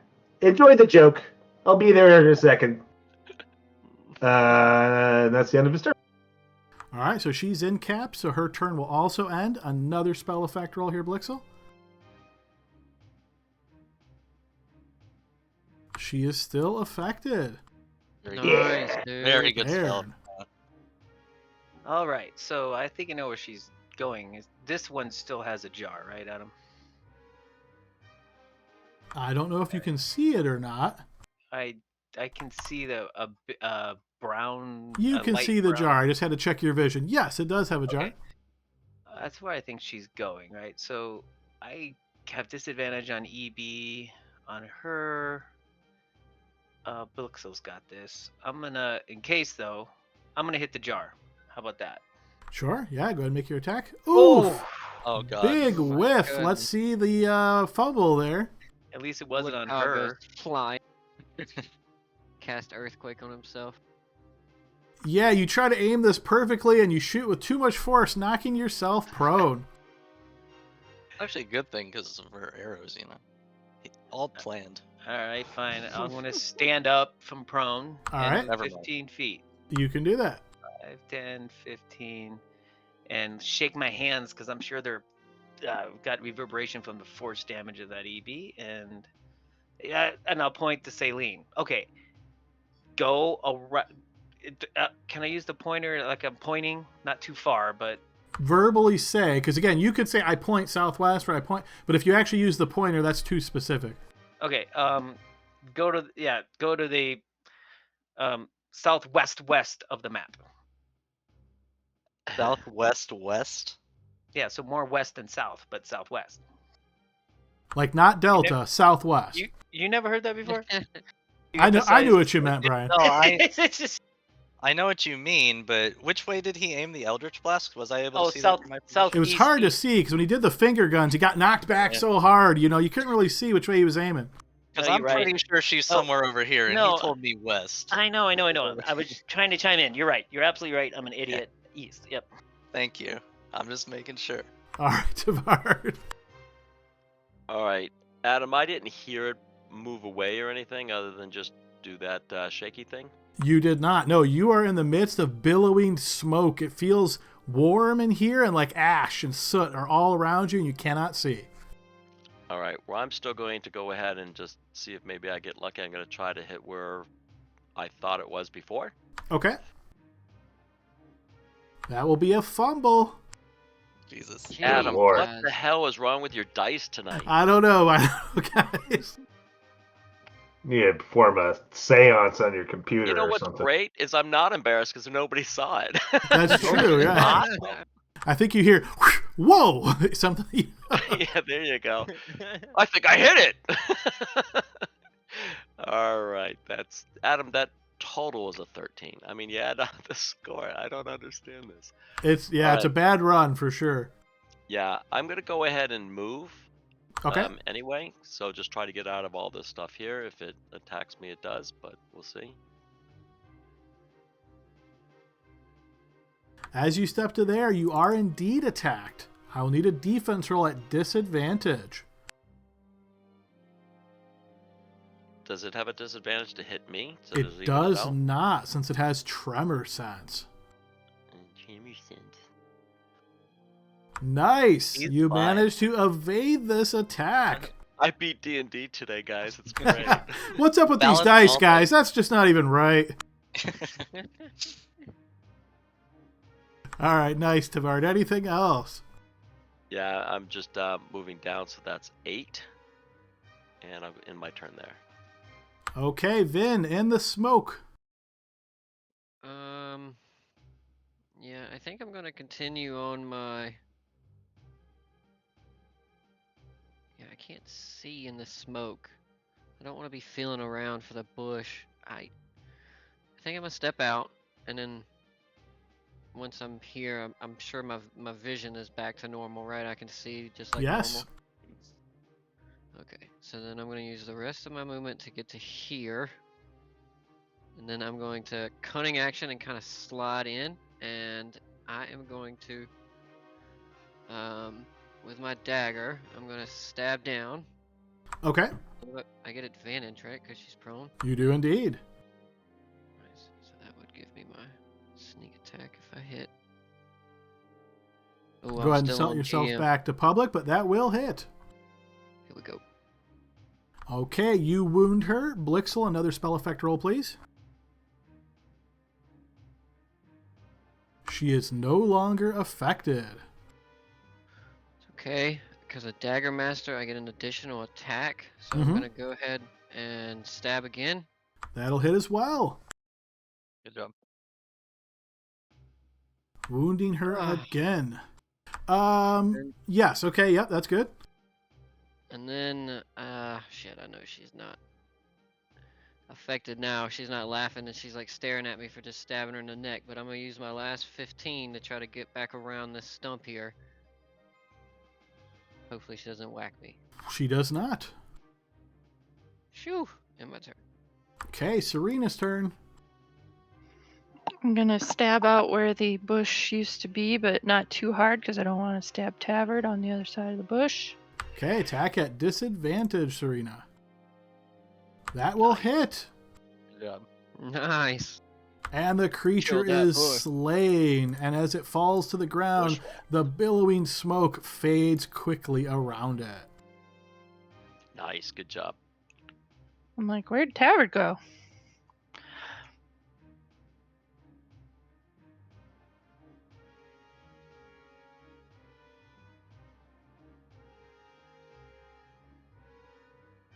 He's right over there.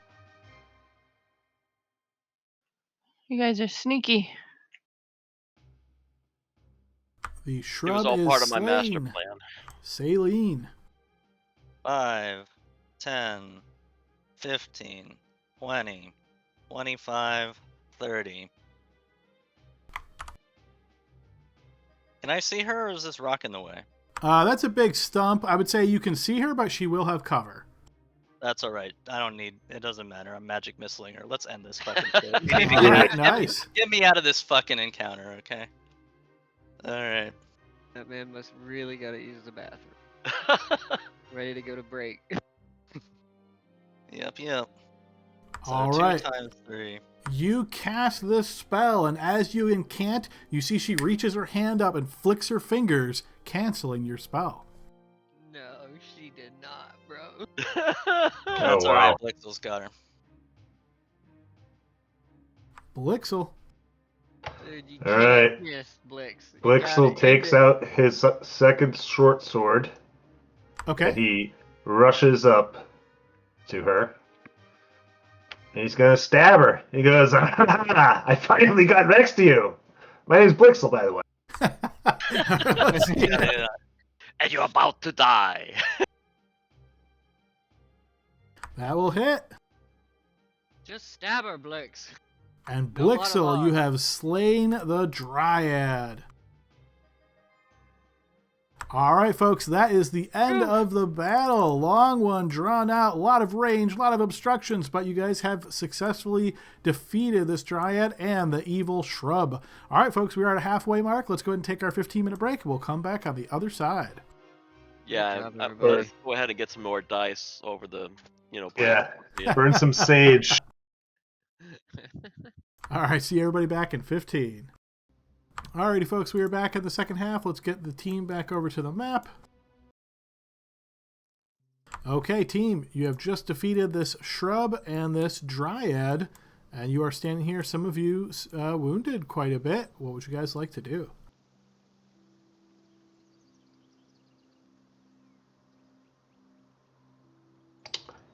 Does her body sort of just remain here?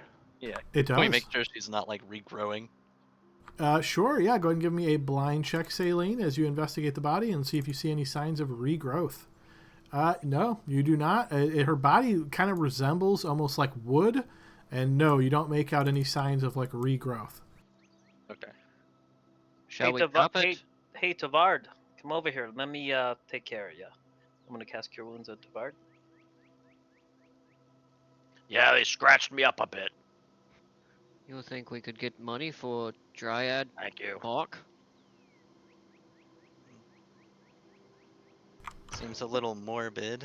What do you But mean, morbid?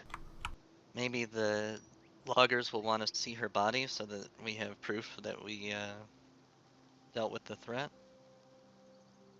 Adam, I'm gonna look around and see. Can I find her bow? Yes, it is on her person. And Adam, let me collect look her arrows also. Let me look around. Any more of those red bushes that are laid up against stumps that's in our area? Blind check there for that, Baron. The bow looks to be of a longbow type build. You can see that the wood itself is kind of this dark black in color. It resembles the burnt trees nearby. No, you don't spot any more of those red bushes there, Baron. Okay. Oi, Blexo. Hey, what's up? You can use this, right? Oh, yeah. Yeah, I could use a bow, for sure. Yeah. Take her quiver also. Okay. Thank you. Well, you can't always throw jokes at people. You know, sometimes you'll need to be quiet when you attack. Actually, you know what? Let me take a few of those arrows. Oh, sure. I'll take 6, and you can just have an even 20, because my quiver was getting low. Okay. Is it a short bow or a long bow? It is It's a a longbow. Longbow. I can't use a longbow.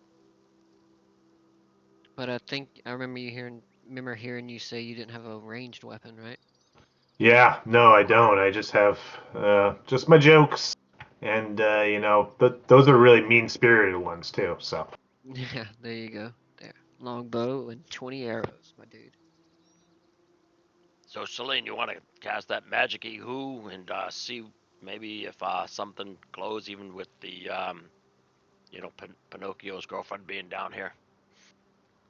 Yeah, just keep an eye on her. Remember, Garnica said if they get too far from their home tree, they die. She looks dead, but maybe we should move the body away from this place just to be safe.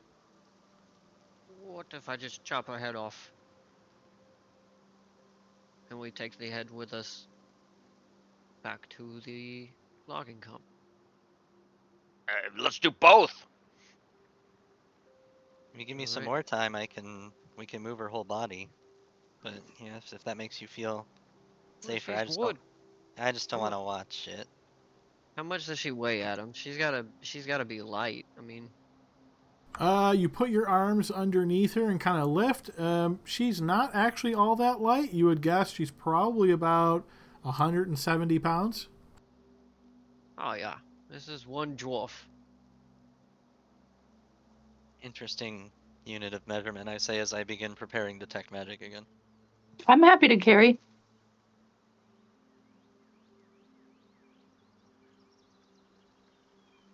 Okay, is there anything anybody would like to do during Celine's ritual casting of Detect Magic? Do we have one more of a jar to my north, right, on that tree? I think there's a handful more. I think. Well, there's two, but the one in front of me to my north, Adam, that's one, right? It is, yep. Okay, and can you explain it again? It's tied around with like twigs or rope or what? It is rope. It is lashed to the tree with rope. It's tied like right at the neck of the bottle. It is tied to the tree like that. Okay. Well, the best not to touch it until Celine's done. Do we see anything like draining from the tree into it at all? You do not. Can Blixel just sort of inspect the sap that blasted out of the main ironbark tree? You can, yeah. Go ahead and throw me a blind check. or whatever it is, the liquid. Adam said it was snot. So, as you take a look at this, you're not really sure what this is, but I will say, based on your check, what you draw from this is almost like the material is dried up. So, think of it as though instead of being more of like a liquidy, it's more of like a sludge, and there's far less moisture or liquid than you think there should be on a quick look. Okay. And because Bardic Inspiration lasts 10 minutes, right? Yep. 10 minutes. Before it goes away, Adam, I'm going to go up to this jar that my brother is looking at here. And I just want to look at it because it's not broken. I want to see, is there any writing on it? Is there like a rune on it? Is there anything out of the ordinary, or is it just simply a jar tied to the tree? There's no writing on it. There's no rune on it, no. Why don't we just take this one? Nothing happened when we cut the others down. We could ask. Well, because Celine's looking into it. We're not in a hurry. I guess that's true. I'm gonna sit down and lean against the stump and pull that arrow she shot into my side out. Ugh. You did well, brother. Yeah, well.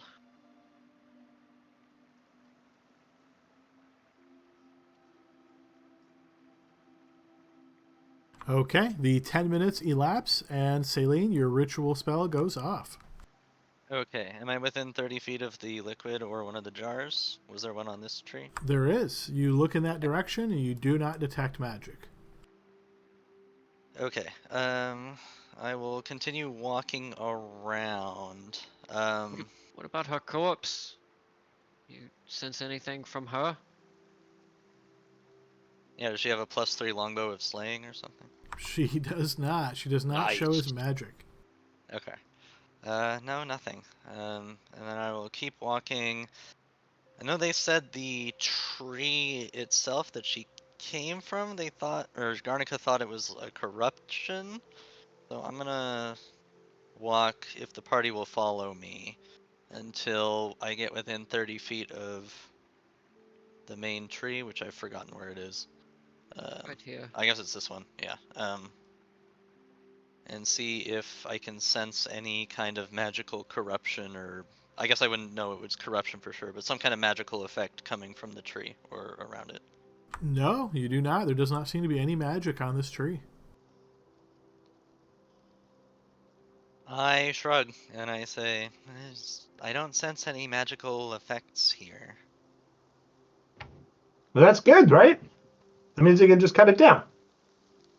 Adam, what are these other things here? Those are large stumps. Well, Job well done. while we're out here, I think it's a good time for us to talk about what we're actually about to go and do.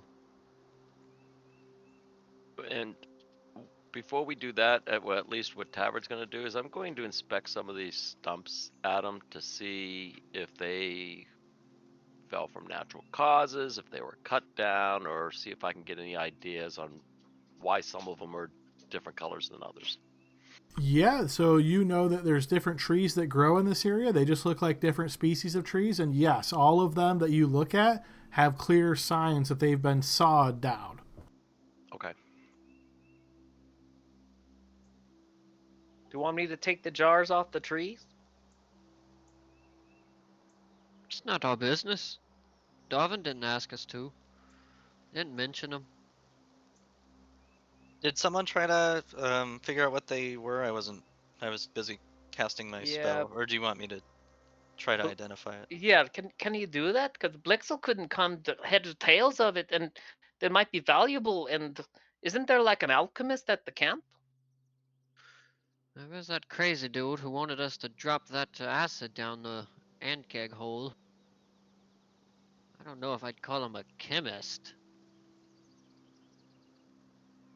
So I don't know if you want to. I don't know if I'm allowed to make the check since someone already did, but if not, we can take the jar. back and. You're all we trying to did was- determine what it is? Yeah, the stuff in the jars. Yeah, you can make a blind check on that. We haven't done that. We just looked at the jars itself, and then Blixel got a good review of like the viscosity of it and the age of it. Yeah, I looked at the stuff that had gotten burst out of the jars, basically. So what's in there, but when it got exposed to the air. Shockingly, you do not know, Saline. Oh well. Yeah, I don't know. Never saw any of these in the library, so.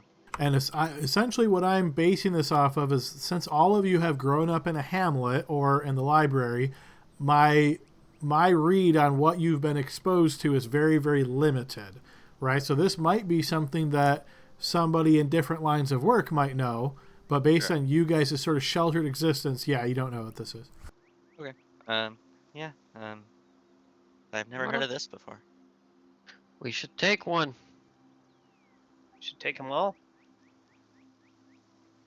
Well, taking one doesn't look suspicious, with a few exploded here and there. But taking them all, well, maybe that paints a target on us that we don't even know about. Well, we give it back to the camp. I don't know if they tied it themselves. They could come back and do it later. We're securing the area for the people who cut down the trees, and it's Yeah. safe if we can take it all back. Call That's it clear. true. Yeah, they can always put it back up if they need to. Okay, but let's say these are volatile, like they weren't exposed to the right thing at the right time, and while we're carrying a bundle of them, boom. You're gonna say that after we're carrying around a zombie ghost thing in a jar? It doesn't explode. It's stuck in the jar. I mean, we don't know that these explode either. We hit them with stuff and they just burst open. Nothing happened. I say we just take one. I don't see the point in taking them all, but we can, I mean. But what if they're not the guilds? Someone else put them here.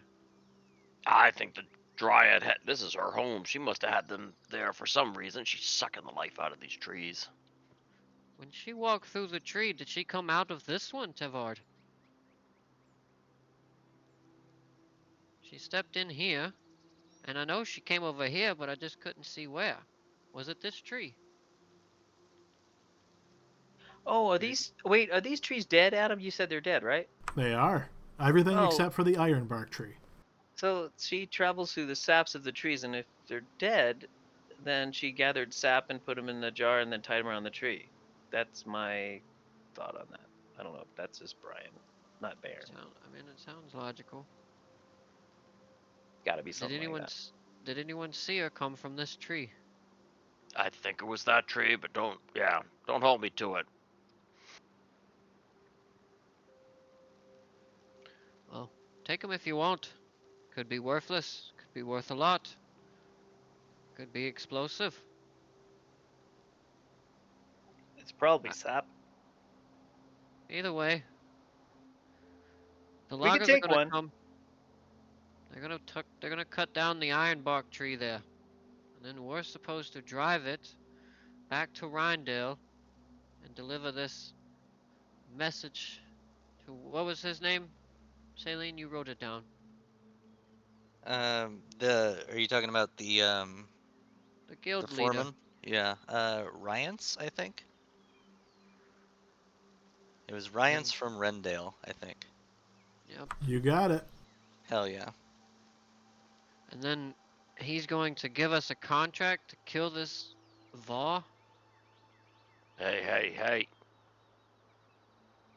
Well, let's see what the guy says. But yeah, I mean, if we're gonna help out the guild, let's do it.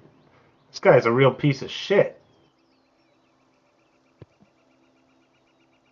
Yeah. It's Let- worth it's Look also at worth this area. considering. Look at what the guild did to this place.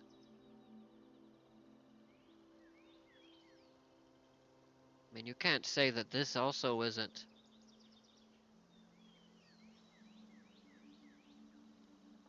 horrible. Look at it. Loggers log, dude. I don't think it's horrible. This is This is how the people are surviving in the wilds.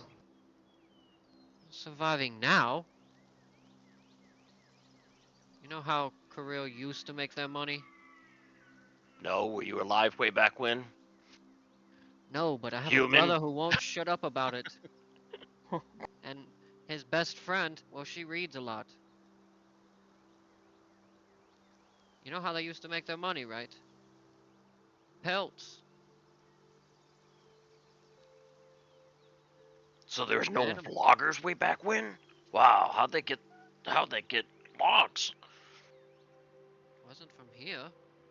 But what I'm saying is, I mean, over time, this is what happens to all of this area. So now you want to stop the loggers? I thought they were supposed to be your friends. That's not what I'm saying. But I mean, after seeing this, I mean, you can't say that this is... Well, that's something that once you're made the ruler, you can change. But we got to get there first. Yeah, you can outlaw wood later, but what do we do next? Well, we finished what we came here to do. I guess we take either the head or the body of the creature back with us and let them know it's safe to come and get this tree. I say we just bring the head. Have Serena take care of it. Why don't we bring the whole thing, and then if they don't need it, we can give her a burial. I feel sort of bad about what happened to her here. Yeah, looking at her, does she look corrupted? Like they told us, well, Garnica told us she thought it was like a corrupted dryad, but I guess I probably wouldn't know, right? What to look for, but like, is she like desiccated, like rotting, like She is not. look charred? Okay.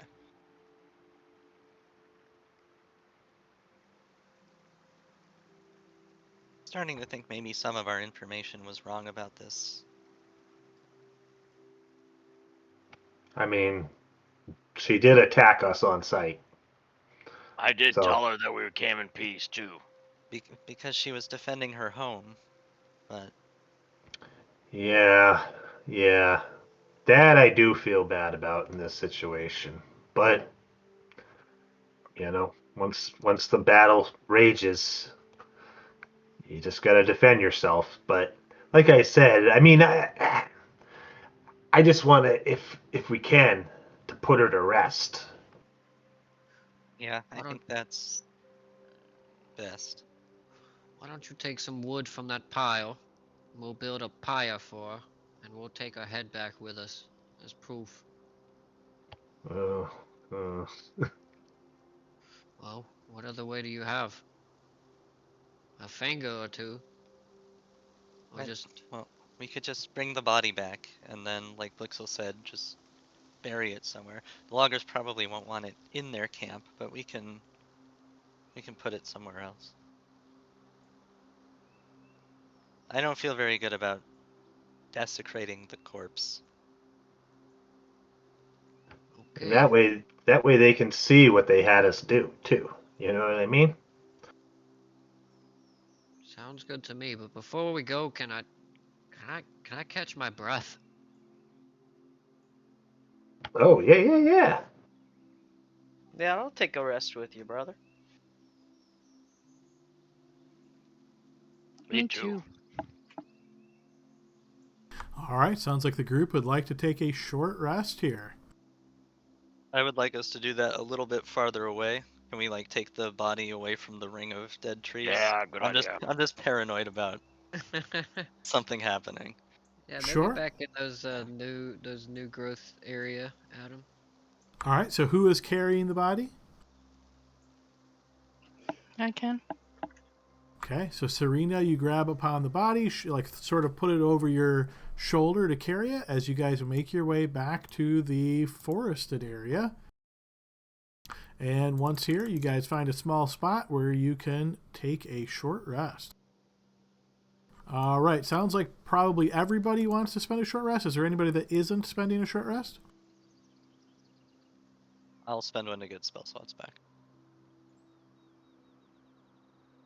Okay, let me go ahead and apply that real quick.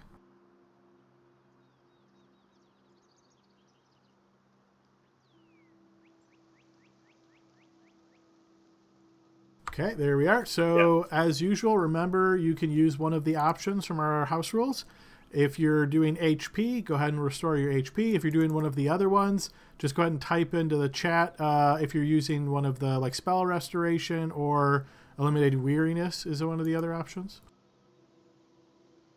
Adam, my bloodline ability is regeneration, so I have advantage on hit dice. So I'm just gonna roll 4.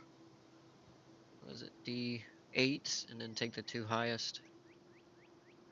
So yeah, for right now, it really won't matter. But in the future, once you start having like more HP, you're going to roll 2 at a time, just because mathematically you could roll really bad, for example. Whereas when you're rolling 4 and taking the 2 best, on a quick think, I think that's actually more advantageous to you. Okay, well here, look, I'll just do that, and then that. So I'll take the 8. Yep. Then we'll do it one more time. And I'll take the 10, so plus 18. Okay, so Tavard is spending his short rest to reduce weariness. I'll remove that. Yeah, I didn't see where to find it on the character sheet, Adam. I know you said it's hard to find, but Yeah, I mean, you don't need to. I take care of that. It's actually buried in the attribute section, so you don't have to worry about it. all right, thanks. Good. I don't think the short rest button is working for me. So I went ahead and applied a short rest for you, Serena. So based on our house rule, are you trying to recover HP? Yeah. Okay, so if you're trying to recover HP, then what you're going to do is roll 2d12 and add your con mod. Yeah, con mod twice, and seeing how much you have missing, I think you're going to get to max. Yeah. So basically, you can just click the hit dice twice. Baron recovered 1 hero point. Okay, excellent. All right, so yes, you would get back 18 HP. That will certainly put you at max, Serena. All right, so everybody did HP except for Tavard and Vin, correct? Oh, and Baron. No, I did spell slots. Yeah, All right. Okay, so just go ahead and type. Oh, okay, you guys, Blixel already did. Okay, perfect. Yeah, I just missed it. Good job. You guys are ahead of the game. All right, we are good. So hopefully everybody's restored what they need. On a quick status check, it looks like everybody's topped off HP-wise except for Tavard, who is still injured. All right, and you guys wish to, I think I heard your plan was to now head back to the logging camp? Yeah, it's pretty late in the day, Adam. I mean, it's only like an hour walk or so, right? We figure we got time to make it back, yeah? It is absolutely not late in the day. You guys woke up real early, remember? Oh, that's right. Yeah, it's early. Yeah, so right Sorry. now it's probably like 10. Before we leave, can I retrieve my javelin? You sure can, yes.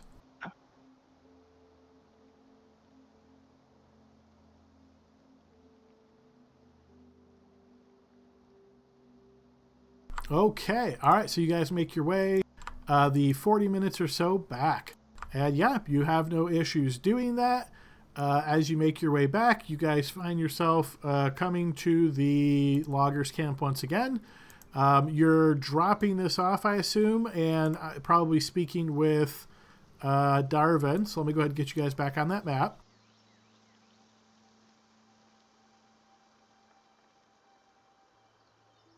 And we can presume you guys have, obviously walked the path and made your way back to here. As you arrive back, you can see the loggers are still out cutting trees. You guys have really only been gone for a couple of hours at this point. And yeah, feel free to move about as you wish if you're looking for something in particular.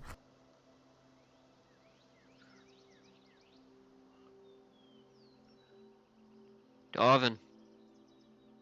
You see he turns away from staring at the tent just to his west, and then he looks and sees you, and he kind of nods his head. Yes? Your problem with your tree has been taken care of. We've brought proof. Serena has it. Oh, excellent. That is good to hear. Rare bit of good news these days. I hope you're seeing our reliability, Darvin. He inclines his head. Yes, I am. You are proving to be quite effective at the tasks that are assigned. This is excellent. I'll be able to get a crew up there and take care of the ironbark tree. And that will, of course, bring in some well-needed coin for us.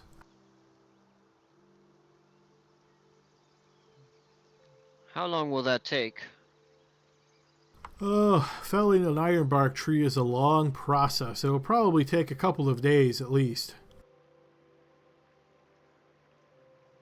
And then that's when you'll send us to Rindell to finish off the rest of it. You can make your way to Rundale now, and you see he kind of looks and, there's other loggers nearby, to take care of your business there. Once the tree is cut down, I will have my team bring the logs to Rundale for purchase. Sale and purchase, of course. That's perfect. I believe my party will be fine with that, and I think you said something about correspondence to give to Rents once we get there to facilitate your sale of the ironbark tree. Ah, yes, of course. And you see he steps back to his east and leans into this tent here after like 30 seconds or so. You see he comes back with a very small like square of parchment that's been folded over a couple of times. And then you see he steps over here. You notice there's like a bit of wax that is sealing it, but there's no actual like seal embossed in the wax. Essentially, it's just there to seal the pages. And he hands this folded over piece of parchment to you. Thank you. All right. Well, I believe unless we have anything else to do, we'll be off. That sounds excellent. I hope you find that your task in Rundale is as easy as this one just was. We shall see. Either way, you'll hear about it, Darvin. He In the meantime, nods. we'll let you know. Excellent, excellent. Well, if your team is hungry, feel free. We've just had some food cooked up. Yeah, he's already he smelt it. He's following his nose at this point. Yeah, and you can see the loggers are kind of like on the move, like they're moving about and so forth. You do notice both Martha and Denise are assisting here, kind of grabbing platters and plates and handing out. You'll notice occasionally a logger comes in from the outside, goes through the gate, comes up, and they hand him a plate real quick. And you see with a big smile, he takes it. It looks like this is like venison, from what you can tell, and like has slices cooked. And yeah, they kind of take them out, and it seems like most of the loggers here are in good spirits considering what they've just gone through in the last day. Was Martha the one who got injured in the storm? She was, yes. Okay. Did she show? And Just so Denise was sick, won't she? God, that poor. Just by like observing her movements and mannerisms from a distance, can we tell if she's like suffering any kind of lingering effects, or does she seem fine? She seems distant, like she doesn't have that same like cheerful spirit that you noticed when you first arrived here. And if you remember, she was a little bit questioning about the half-elves wanting to provide some support for Denise. She kind of looks like, right, she kind of looks like she's just like a million miles away. Like she's doing tasks, but it's almost like she's doing them without really seeing what she's doing. Okay.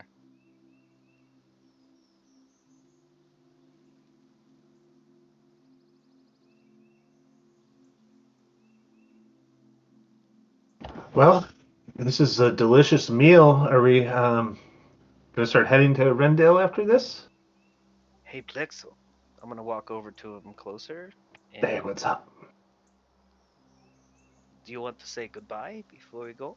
Oh, yeah. Yeah. Yeah, maybe we can get that thing back, too. Now you're thinking.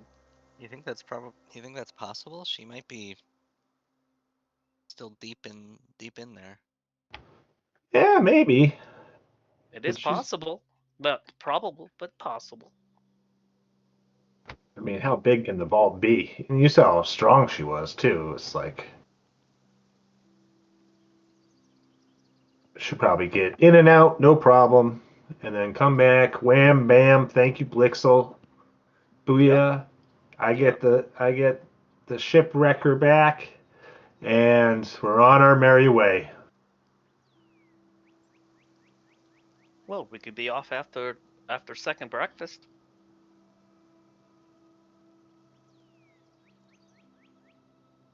Sure. I'm gonna carbo load. Is there a shitter in here? Where did they go? A shitter.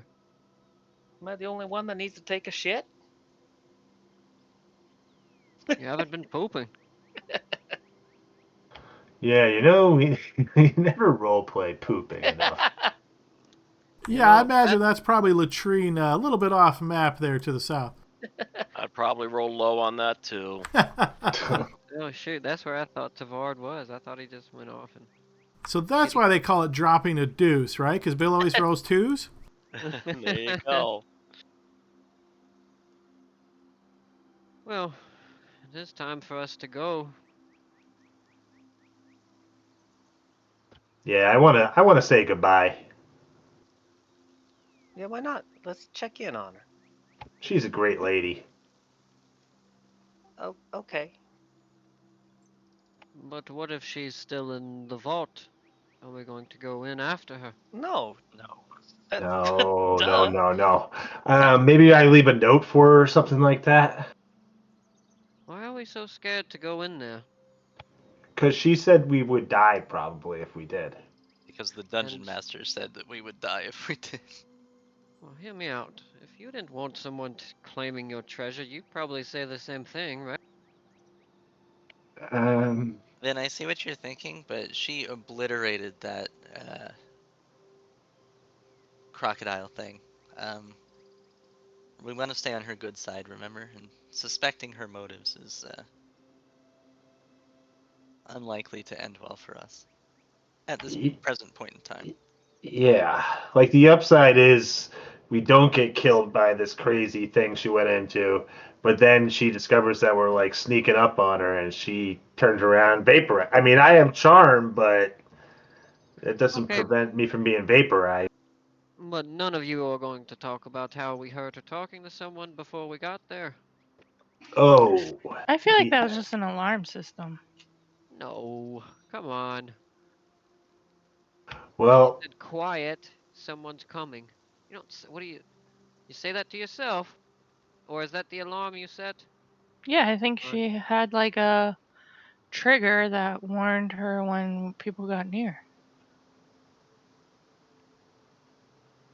she also said, I asked her if she ever feels like she's being watched, and she says all the time. And So then you had that creepy dream where you saw I someone did, watching yes. Big eye. Yeah, that was a weird one, for sure. So, creepy dungeon lady wants you to sleep with her. Takes the weapon that you Well, found. she's not creepy. I don't think she's creepy. The What? eye is creepy. Garnica is, she's pretty beautiful, I gotta say. I mean, there's no girls like that in the Hamlet. You're right. She was quite fair. But she's hiding something. Yeah. That's for sure. But I mean, let's just go back and check it out. I don't think she'll kill us, but I don't think we should chase after her into that I place. don't think we should go deeper into the. Well, I have a side quest, as you call it, brother. If she is deep inside of the vault still, why don't we rummage through her things? No. I can't let you do that. Well, I'll tell you why. Girl, shut. Because she brought all her things with her, probably. No, I'll tell All the you why. important Stuff. Because it's a big blue eye watching everything that goes on in there. That's why. And none of you are worried about. Okay. I'm more worried about what she would do to us if she found out. Here. You know what I mean? like she may be up to something, but I know for a fact that she is very strong, and she could probably kill us all if she wanted to. You're not wrong about that. I'm just saying, think about that before you make your next move, yeah? Yeah.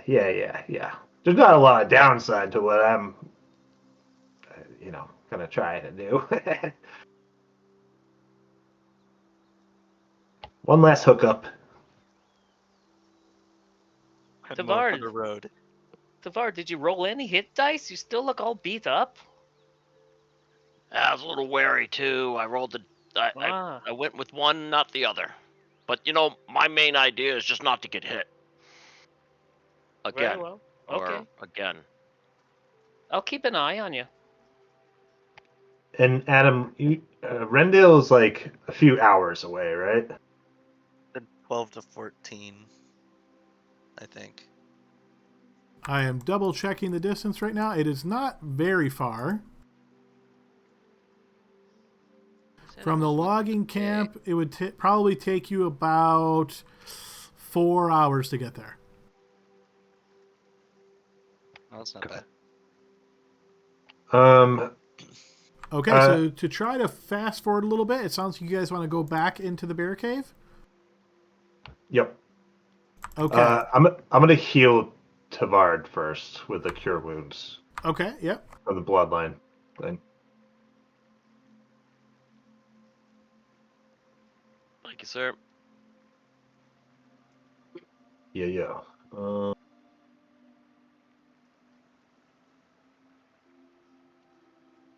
All right, and you guys make your way into the bear cave, and you walk carefully around that moss type stuff. You find your way getting a bit closer. As you kind of turn that bend in the bear cave there, you can hear the sound of Garnica's voice as it sounds like she is speaking to Stinky. Can we hear what she's saying? Do Are we too you far away? stop and hold up? I hope that Blixel never comes back again. Yeah. I mean, I'll definitely try to stop if I'm leading the way, and like hold a finger to my lips so everyone shuts up. All right, so I'm going to put you guys on the map here. And I'm going to get you over there. Okay, so you guys have just come up the stairs there. You're like, here's when you start to hear the sound of the voice. And as you guys all kind of freeze up at this point and just try to listen to what is actually being said, you hear Garnica say in this kind of quiet voice, a little bit hard to hear exactly what she's saying, but she says, well, perhaps that they will be willing to take care of you. I must leave soon. And you hear Stinky reply, but what am I supposed to do here now? And you hear her say, calm, Stinky. You must find your purpose in this land now. I have granted you a great gift. What you choose to do with it is your choice.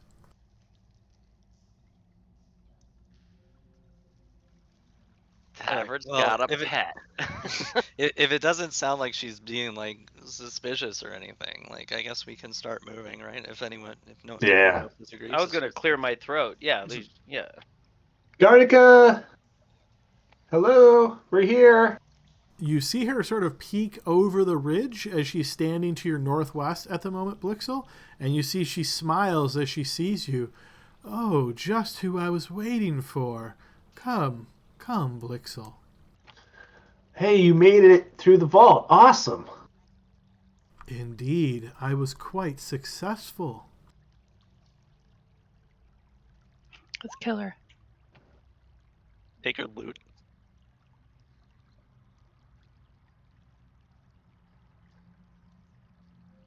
All right, as you kind of turn the bend, she looks down the other way. She spots Tavard there, and she holds her hand up as though to tell you to stop, Tavard. And then she turns back to you, Blixel, still holding her hand up towards the rest of them, and she says, let me show you what it is that I found. Oh, okay. Is it cool magic stuff? she smiles as you ask this question. I think she told us to wait.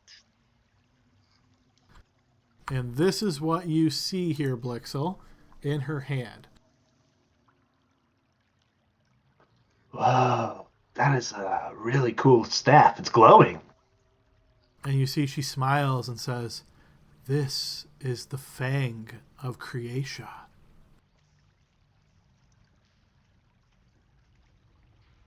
Can you spell that? In the chat. I certainly will for you guys. Oh, that And thing is amazing. She holds it up in her right hand, and then you see she like looks at the energy there, and then she turns and she looks towards you and she says, "The eye has watched you as well. Would you like Creatia's blessing before I depart?"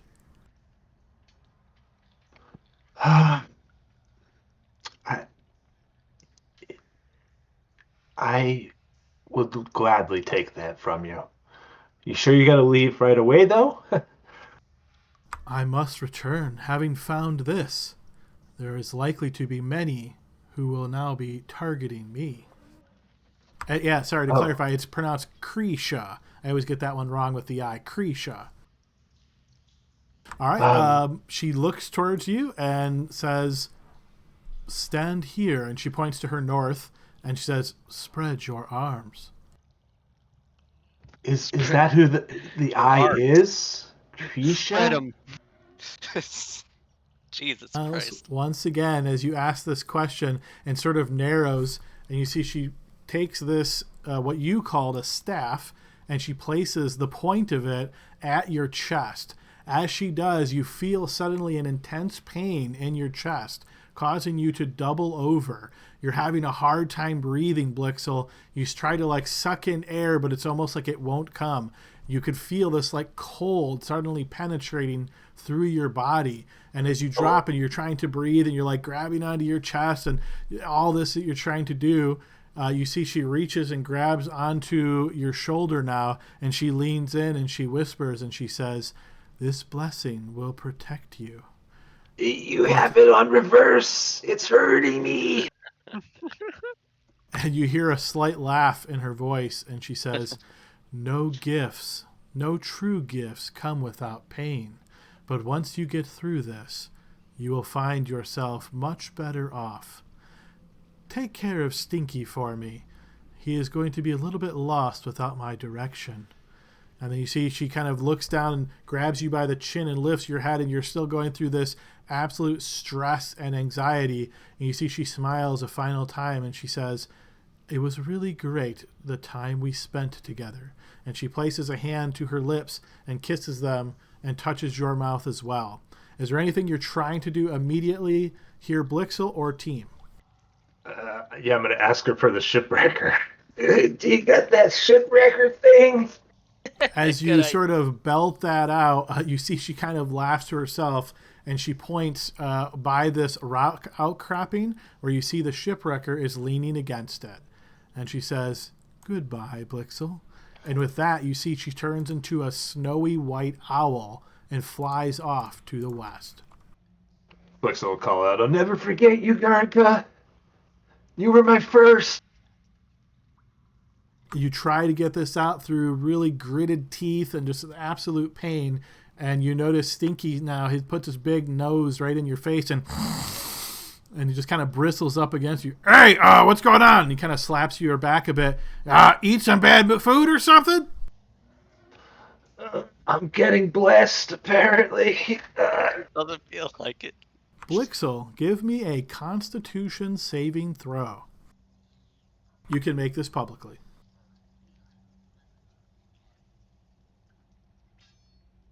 I'm getting blessed, apparently. Ooh. I have an inspiration in my thingamajiggy. Would you like to use it? Yes. We get All right, go ahead and 25. post another one.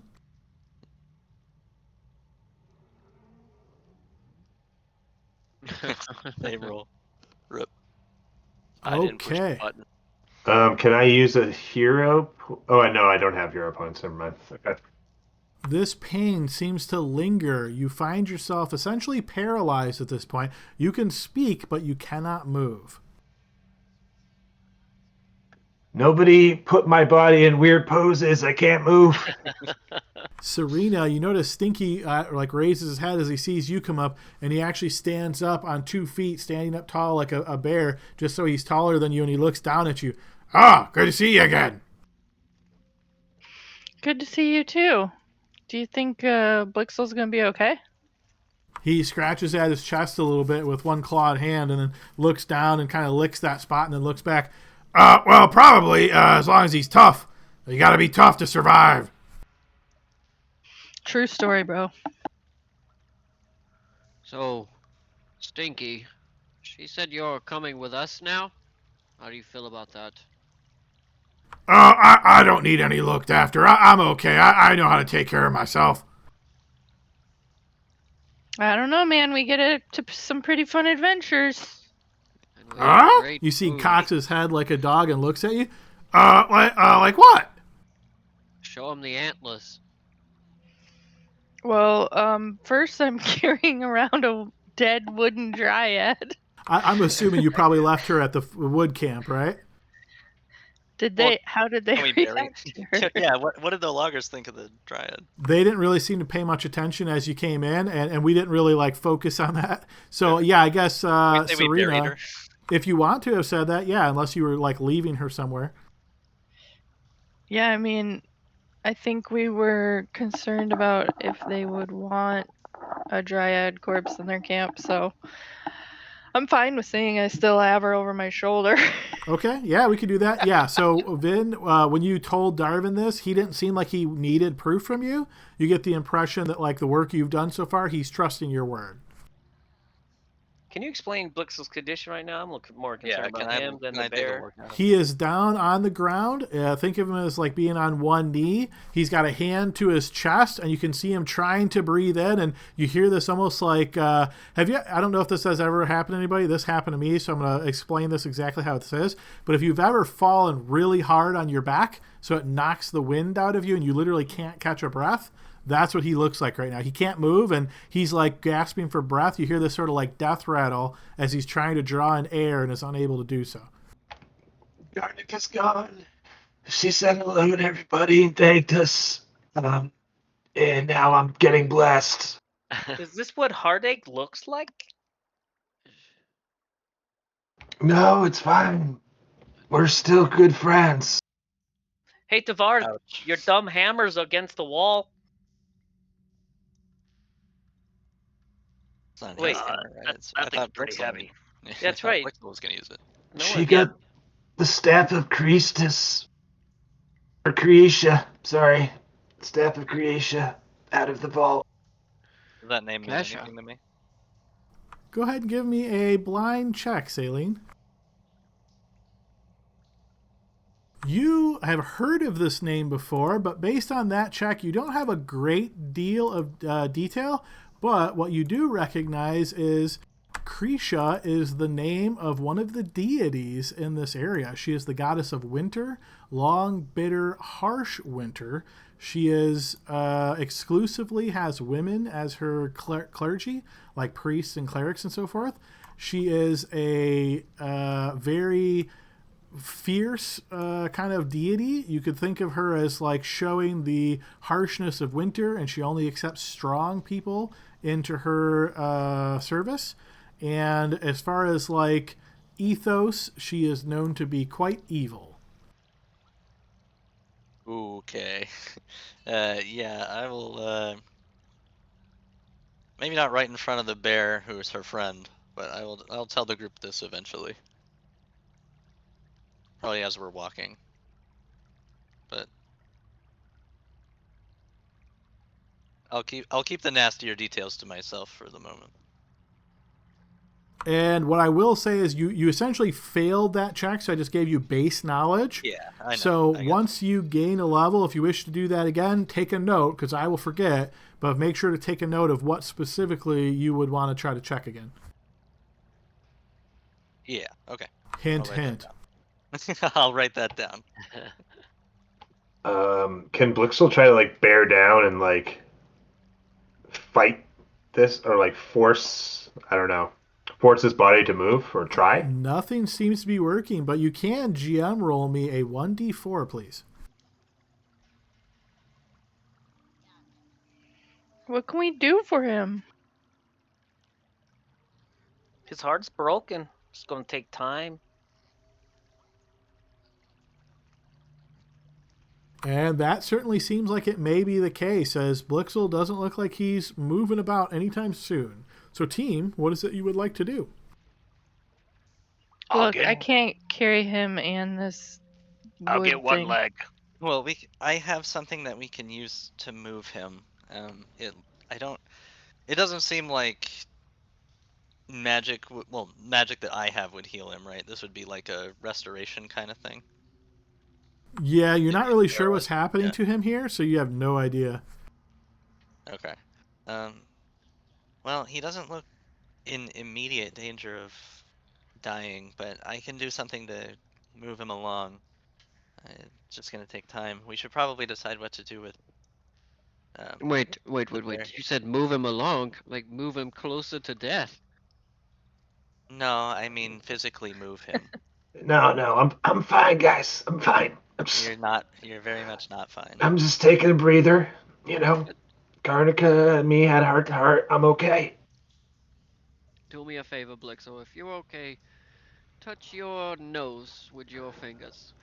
You know, those childish games are beneath me right now, and I'm just gonna be here for a little while.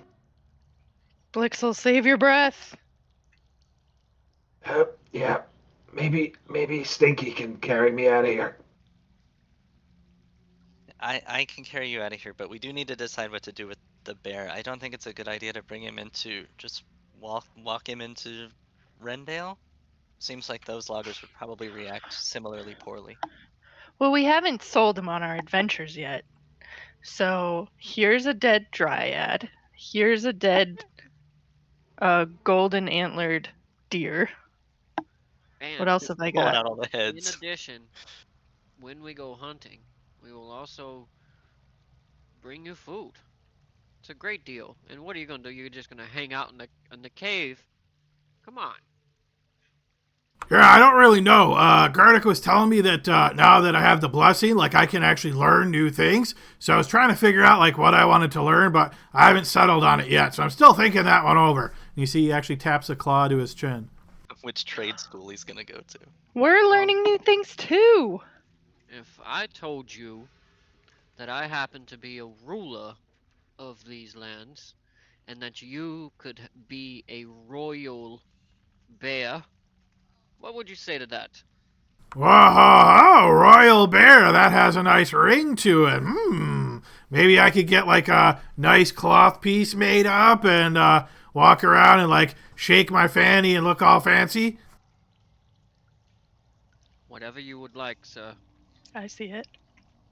I could teach you how to use a warhammer or a quarterstaff, Stinky. That would be awesome. A bear with a quarterstaff? You Never see- seen that before in a cartoon. He looks down at his claws and, that looks too small. Your panda friend can do it. Huh? No, just kidding. Stick with us, Stinky. We'll take good care of you. We'll make sure you're well fed and give you plenty of opportunities to learn along the way. And like I said, And fight. we do like a good fight. How do you feel about a good fight, Stinky? It depends on what I'm fighting. If it's like really close to me and I can hit it and it goes down real quick, I like those kind. When they like stay away from you and throw stuff, I hate that kind. Me too. We have so much in common, Sticky. You see, he Right. looks towards you with a smile. Ah! All right, so guys, it sounds Can we like... keep it? Can we keep it? Can we keep it? Yeah. And so basically, this is decision time, guys. Do you want to try to persuade Stinky to join your team? If so, this is going to require a persuasion check. So I'd say, first of all, is there anybody who doesn't want? It sounds like most people are for this at the moment. Is there anyone who doesn't want to invite Stinky to join? I mean, I'll let it happen, but I'm worried about the logistics of feeding a big-ass bear as we walk across the He can wilderness. feed himself. He's very Serena's intelligent. gonna feed him and take him potty and make sure he has lots of walks. Yeah, Everything's gonna be everybody fine. says that, but he then can the mom talk has to to us. take care of it. He can talk to us. What do you mean? This is a once in a lifetime opportunity to get a talking bear. It's a Smokey. talking bear. We have Smokey the freaking bear as our mascot here. Come on. All right, so and then out of character, what I will just say here is if he joins your team and any adventures that he's a part of, that would require a share of the EXP to go to him. So I know that's a bit of a metagame thought, but something to keep in mind, guys. So if that's something you wish, obviously having a whole other companion can certainly make battles easier and like what strengths he'll bring. Right now, he's essentially just a bear, but as I was alluding to there, now that he's awakened, he can level up and take a class. So he would essentially like start leveling up as a particular class. He would be behind you guys because obviously his bear abilities are part of his class, right? So it sounds like most people are in favor of this. Okay, so I team. want to see a bear A cleric. literal bear barbarian. Bear cleric. Come on. It's a barbarian. All right, so we need to see a team persuasion check. So you guys can make these publicly. Everybody go ahead and throw me a persuasion check. If you have a reason why you feel like another check would apply here, give me your rationale and maybe. And again, we're just doing pass or fail. 3 successes, that's a success. So 3 successes seals the deal. I want to go last. Uh-oh. What about animal handling? Because I get the feeling that someone's going to have to take care of the bear. I I'll could take see it. animal handling could work. Can I take animal handling? Because he and I have so much in common, and I'll take the best care of him because I'm not very persuasive. I think animal handling works. All right, that's 2 failures, 1 success. help at Okay, so guys, we are at a 1, 2. Yeah, we are at a trouble point here. We got 2 successes, 3 failures. Who hasn't rolled yet, Vin? Me. All down to the ruler. It is 15. Can I hero point my fucking roll? Technically, you could, yeah. There, it's a 15. All right, that is all of them. Okay, so that makes it 4 successes, 2 failures. You guys have convinced Stinky the Awakened Bear to join your team. Nice. And Yes. So like, is it we could take Serena's then? turns- We could take turns controlling it, or we could decide who wants to control He- it. It's he's a- not a he's a- dick. Yeah, he's his own person. For real, you guys gotta stop talking about him like a dog. Okay. What alright, is my Stinky's bad. gender identity? Hey, Stinky, what's your gender identity? Oh man. Stinky I'm a doesn't know pixie. concepts like that, but he's a dude. Okay. He's a boy bear. Stinky, do you like your name or do you want a different name? I guess Seems that's a the little- first step. Yeah, yeah. bud. Well, You Garnica are called me okay. that. She said it was like fun and fluffy, so it's okay. Come on, bud. I love it. Now, how are we going to get him out of here without terrifying the loggers? Well, where are we going? Because I can just climb out the other way and go down the side of the mountain. Or we could ride him. Do you like giving rides? You see he looks towards you as you say this, Baron, and kind of like narrows his eyes. I laugh. All right. Well, that we rule that out. But first, I think we should wait until our buddy here is movable, and then Oh yeah, let's. Hey, what? Well, I can now- move him. I can move him. It's fine. Well, we're back up to 6 party members. We'll just take one, leave one. I mean, Well, you look, know. we have no reason to go back to the logging camp, and then I'll pull out that leather that he gave me, and I'll show it, and I said, we have everything we need to go to Rindell, so we can leave now, or we can wait until it gets a little darker, and they go back inside to work, and roll out then if you'd like. By the way, looking at the letter he gave you, the wax seal on the back, does it look like we could open it and reseal it, or no? Is that how it works? It looks close, right? But there's no direct seal on it, right? It doesn't have like a signet on it. It's just wax. So if somebody has sealing wax, we could just open and then reseal it. So what I will say to that is, again, growing up in the hamlet, I don't think most of you would know this. Maybe Saline, working in the library, you might know this a little bit, like reading or dealing with correspondence. yes, you can break a seal and then try to reseal it, but people who are, I will say, perceptive can notice that a seal has been broken. Okay. I'm just a little worried about what he may have written in there. But if it's gonna cause problems, I guess we can let it be. What I'm worried about out of character is if we show up and give him this letter and the letter says something that we're not expecting, and all of a sudden we're like conscripts or prisoners or something. Or worse, concubines. God, that would suck. It's not that bad. Yeah. It looks pretty Okay. bad. Yeah, it has ups and downs for sure.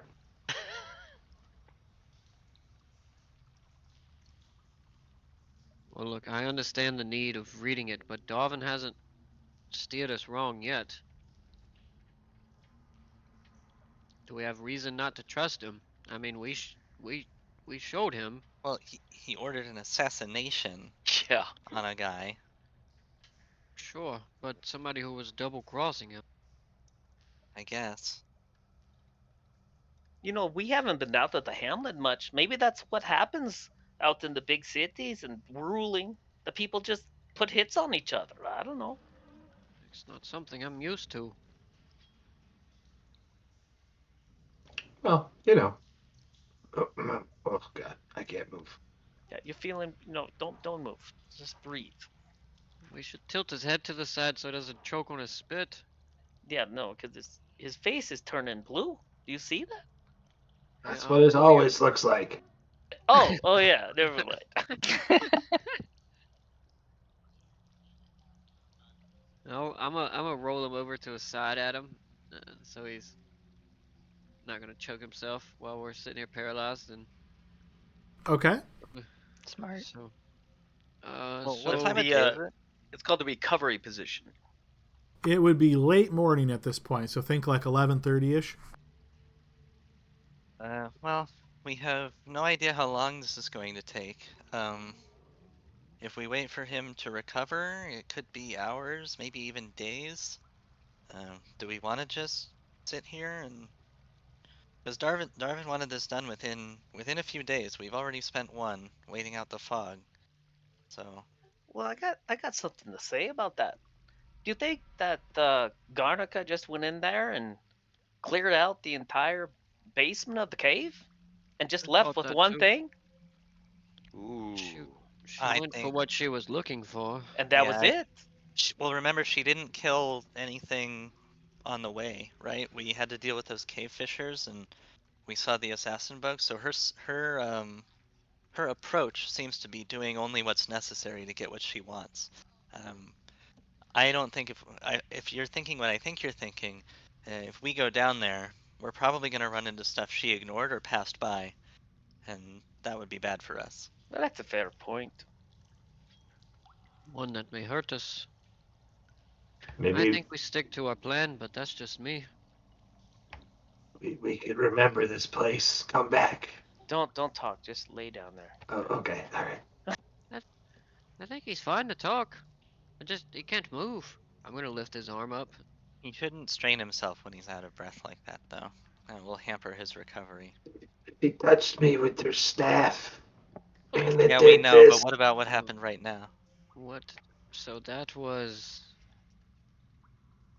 what we told you.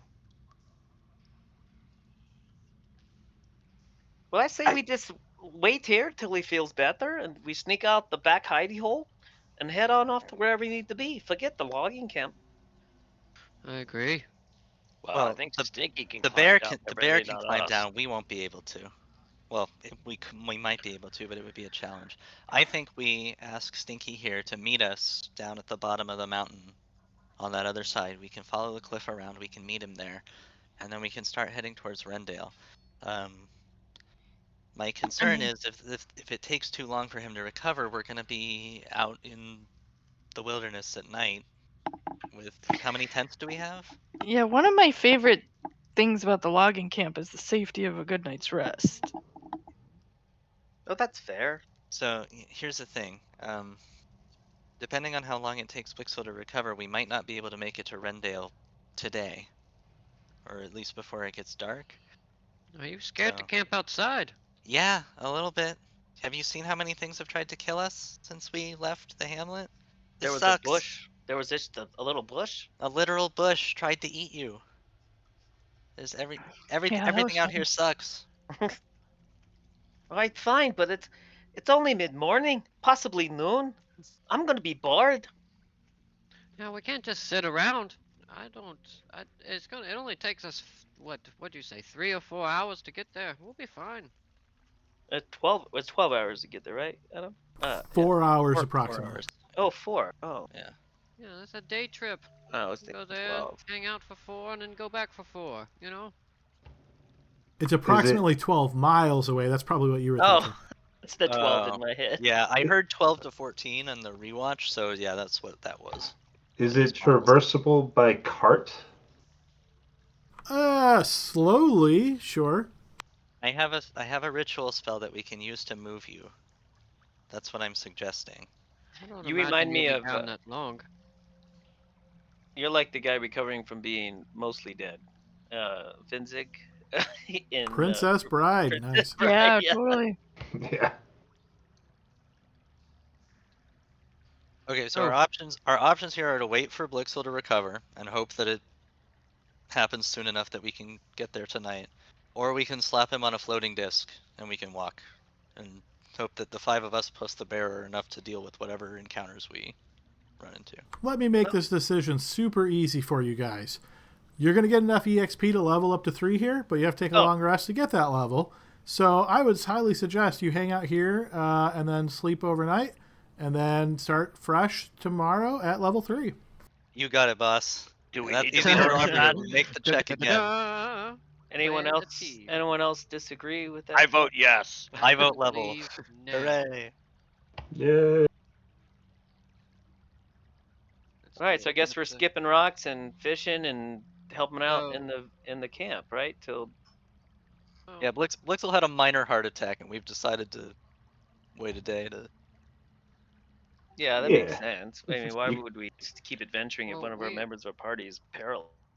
So it's to not get like us we're in a hurry to get there anyways. I mean, we're not on like a time crunch. So to get us to a good point here in the last couple minutes of our session, this effect lasts for 3 hours before Blixel finally recovers. So in that time, if you guys sort of carried him out or just waited in the cave, either way, it takes that 3 hours for him to actually recover. You don't feel any difference, Blixel. I will say that based on your check, you kind of get the impression that you didn't pass failed. this test. Right, you failed. I was trying to think of a nicer way of saying it, but yeah, you failed. No, that's fine.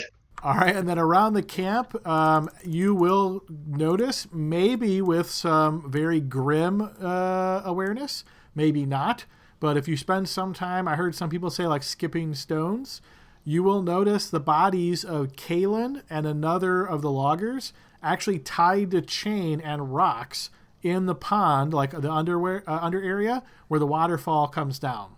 So as you will recall, Darwin said he was going to take care of them, and this seems like what he has done. So they are literally just floating there, right? Sort of, right? After a period of time, they just kind of are going to sink. But yes, essentially they are underwater, tied to chains and rocks. Nice. Can we? I don't want to do it, but does someone want to ask if they found out anything? Like, did they talk to him first, or they just, all right, we think you're guilty, we're gonna kill you? Yeah.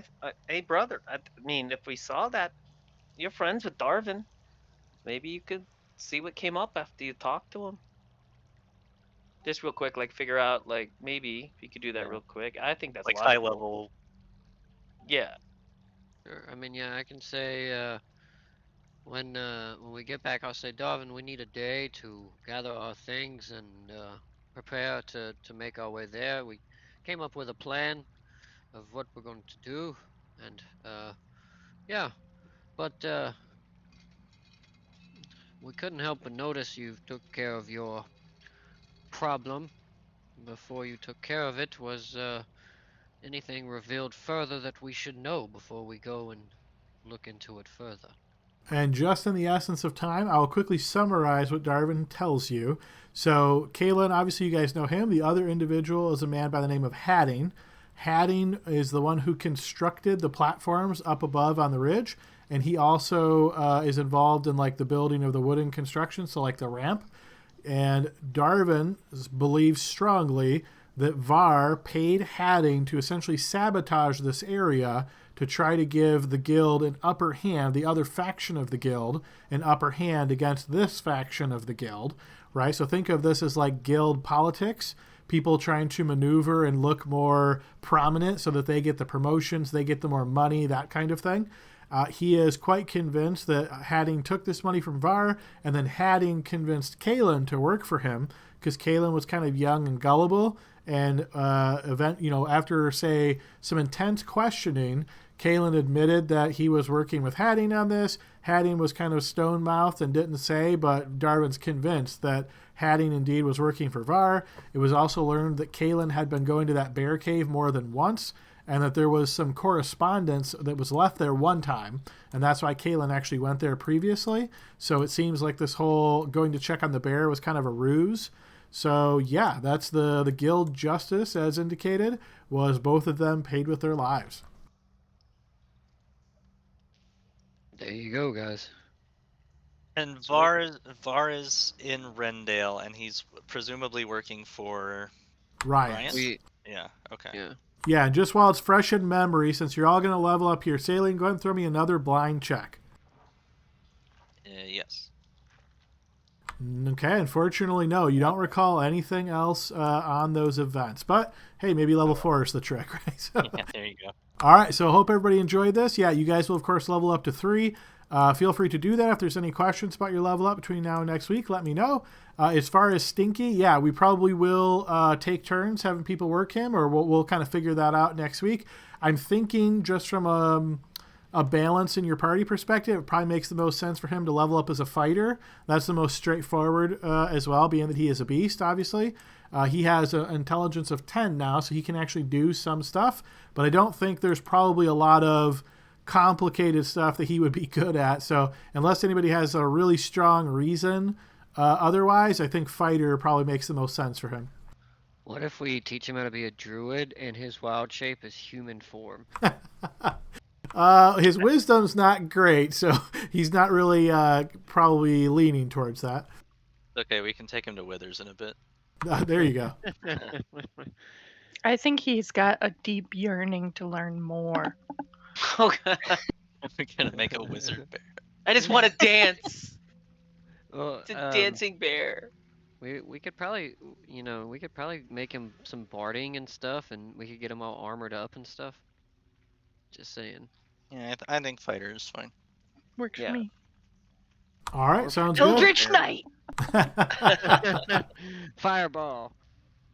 All right, so great session, everybody. It was a lot of fun. And yeah, we'll pick it up next week with everybody being level 3. And I'm assuming your plan then is to head to Rendale at start of the next day, correct? I think so. Yep. All right, good deal. Have a great night, everybody. We'll see you all next week. See Later, ya. folks. Have a good one. Word. Yep.